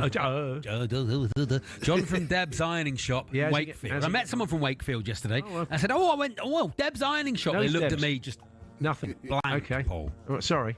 He's on 5. Got to work harder on their PR. And it's his grandson Grayson's 3rd birthday. Happy birthday, Grayson. Yeah. And sorry if he's in the second half of the spread, Paul. Okay, yeah, could be, yeah. How's he getting? 3. 6 direct hits, not cheating. Sean, the window cleaner. 6 direct Yeah, I know. Jack from Bournemouth's on 1. We've only had 5, mate. I know that. I think that was the point. Jack from Bournemouth is on 1. Oh, wow. Says he's not Google. Chilly Jack record. Googling in Bournemouth. 19 at half-time from MDJ in Cardiff. Careful with your SUV, MDJ. 6 out at half-time from Anonymous. Best ever 8. Argyle Peak, Green Army, best team in Devon. Well, we'll all screen that. Mark from Torrington, 7. There's hundreds of Thank you, guys. Thanks ever so much. We're squeezing as many as we can. Times are pressing. Birthday number 6, Andy. Okay, it's the KC and campaigning barrister, Michael Mansfield. Yeah. And during my days in the legal profession, I assisted Michael in a case against a well-known firm of traditional shoemakers who he was suing on behalf of a client. Unfortunately, we lost. It was Mansfield 0, Northampton 1. Or was it the other way round? Was it? Well, we've got a man on hand, the only man who knows that score. It's me, is it? Yeah. So can you just give me his title again? Casey and what? Is he in Not in the Sunshine Band. What is it? Casey and... Not entertaining, campaigning barrister. Yeah, he was very entertaining as well. And what's his name? Michael Mansfield. Michael Mansfield. I had it near the opposing solicitor was Day. Oh, okay, yes, of course. 64, that's all I've got. I think he's older than that. Yeah, probably. I'm done here, I think. 80. I'm going to go 80 blind 80. Forget it. Let's forget Here it. we go. Let's move You're on. going to get a whole load of moaning for the rest of it. What is he? He's 84. No, that's tomorrow, Andy. He's 84. So what's that done? What's that done to the score? Yeah. What's that done to the scores, Jeff? How dare you? So Charlie is 20 out onto 31 and Paul is 4 out onto 15. 16 in it, 4 to go. Okay. Yeah, pointless. I don't know if he's appeared before, but it's the actor John Nettles. Yeah. I don't know if he's appeared before. Before I got the job, Yeah. I was a bit of a confidence trickster, actually. And in the end, I conned John out of more than £1,000. I really enjoyed stinging Nettles. Thank you. How many times, Jeff, has John Nettles been in every year? For every year we've done it, I'd say. I reckon so. Yeah. To be honest, I think most of these probably have been. Yeah. How dare you? Funny for jam, eh? We are. So, Jeff's he's not doing toppers anymore, he's doing the roast. Yeah, that's it. He is. Just slaughtering me. What do you reckon? I do come up with new gags. It's very harsh. Got to grasp the nettles. I'm sure that's been done. Yeah. Early on. Good one for next year. Yeah. Oh, he must have done that. Yeah. Okay. You, Paul. Oh, it's me. Sorry, John Nettles. John Nettles. It's got to be in the Midsummer. Got to be in the Mansfield envelope, hasn't he? Bergerac. Yeah. 82. Yeah, I think you're about right. I've got to get something back here. Just hang in there. 85. 82. Oh! Another direct hit, Jeff. Terrible, isn't it? Yeah, so you've had 2 direct hits. He celebrates Paul it. 15, Yeah. Charlie 34. Yeah, I've been done here. It's over. Well, no, not really, because you've had 2 direct hits. What's I've on the had show 2 tomorrow, direct Paul? hits. Tell us. Just hang in there, Charlie. It's not much in it. Okay, birthday number 8. Here we go, Andy. Okay, it's the rapper Cardi B. Oh, yeah. Cardi B. Oh, yeah. Still not wearing a cardi. She isn't, actually. I use her name for deciding which top to wear, but I lay out all my knitwear from A to Z. But I usually choose Cardi B. Oh, yes. Yeah. The thing is, I mean, having seen some of the outfits she wears on stage, she could do with an extra layer. She looks like her kidneys need warming up. Especially for a festival. I mean, she'd feel the benefit, wouldn't she? She would. But will she wear one, will she, Cardi B? Cardi B. Cardigan Bay. Has she ever played Cardigan Bay? Wouldn't that be great? Cardi B at Cardigan Bay. What's the parking fines like there for an SUV? It's dreadful. If she turns up in a big SUV... She would as well. Yeah, she would. You know what those rappers are like? Yeah. She wouldn't have the aircon on too high, though, because she's not wearing much, is she? Wearing much. She could do with a car. Anyway, you were listening to TalkSport. Cardi B. Go on, then. Cardi B. Now, Well, how old's she? That's the game, innit? Cardi B, how old's she? Go on, then. How old's Cardi B? Direct hits. Come on. 30. I thought that was Yeah, right. she's been around for a while. 30, I'm going Cardi B, 35. 35 Cardi B. 33. Ah, okay. Cardi B, 33. You've got to have a sister. You have. What's for bingo? If you're doing bingo tonight, Yeah, that would be Cardi it. If you do, if you are a 33. bingo caller. Okay, what about that? What about that one, Jeff? What's the scores? Paul 2 out, Charlie 3 out. It is Paul 17, Charlie 37, 20 in it, 2 to go. 22 to go. Okay, back to me. Here we go. Absolutely Here we go. Okay. Terrible game. It's the actor who's in the original All Creatures Great and Small. Yeah. Christopher Timothy. Christopher Timothy, yeah. Oh, yeah. Christopher And when my wife was young, she worked as a cleaner for Christopher's small house in the Swiss Alps. She really enjoyed being Timothy's Chalamet. That was lovely. That was very good. That's very good, Absolutely excellent. Gag of the week. Well done. Well done. Frank Neal, I'm wasn't it? Best one all year. Best one all year. Very, very good. Applause. You ain't going to get any better than that. I'd Timothy retire now. Chalamet. I'd He's, do you know, retire now. he's in that film with Bob Dylan. He learnt all the songs, learnt guitar. and Yeah, that. yeah. He's just doing a film about ping pong, about being world ping pong. So he's having to get better at just it. do films about stuff he did in lockdown. Yeah. Is that what it is? Yeah. Just hobbies he took up during lockdown. That's Guitar, it. In his next, Bob Dylan. In his next film, he gets a dog. Yeah, he's in Banana Bread, the movie. Yeah, that's it. So how old is Christopher Timothy? Christopher Timothy. Creatures Great and Small, of course. Yeah, go on. That's all I've got from him. Yeah. It's Paul. It's Paul. Oh, it's me, sorry. Christopher Timothy, it's got to be in his 80s now. 81. Yeah, I'm going to go old, 89. 85. Oh, Something lucky. back. So we going to the last Nothing birthday. back. Nothing back. Scores on what, Jeff? You're both 4 out on that. It's 21-41. Okay. So you got to be 21 20, either yeah. way. And it'll be someone about 90, so it's pointless. Well, really. no, not necessarily. Well, Here we go, Andy. It's Rear Admiral Peter Sparks. Oh, yeah, 15, isn't it? Rear Yeah, Admiral. sure. We were sharing the role of the pantomime dame in the production of Aladdin. Oh, yeah. He Oh, was you much went. bigger than me, and he got annoyed when I had the costume taken in. Yeah. Sparks said, "This gown's not big enough for the both of us." Oh, that's Very nice. Yeah, one nice. for the Good, Sparks good. fans. Kept the best ones for the end. Dan. Yeah, he did. Yeah, go out on a high. Pushing on. So Peter, Rear Admiral, I'd say he is 80. I'll go 80. 80 blind 80. Okay. 59. He is, in fact, 58. Oh! What a game! What a fantastic game! Cheats never prosper! Eat it! Oh dear. The winner! I'm actually quite happy for it. Yes! That was sensational play for me. I never gave up. That's true. I never gave Not up. for 1 I minute. never went down the well. I stuck in, Paul. I know. Pressure showed the weakness. If there's any kids listening to this today, let that be a lesson. The way that Charlie hung Never in there, gave up, never doubted it for a minute. yeah. So the final score, Jeff. Final score, Paul 43, Charlie 42. So Yes. it's 19-13 Wow, this year, sensational. 103-62 overall. And what a game. What wasn't a it? game. Rear Admiral's not going to be in his 80s, Paul. Is he? Think about it. For goodness sake. Well, I'm being schooled now, so I think on that basis, I'm going Not home. there, Paul, is it? Not there. Think about it. Thank you, Jeff. Thank you, Andy. See you tomorrow.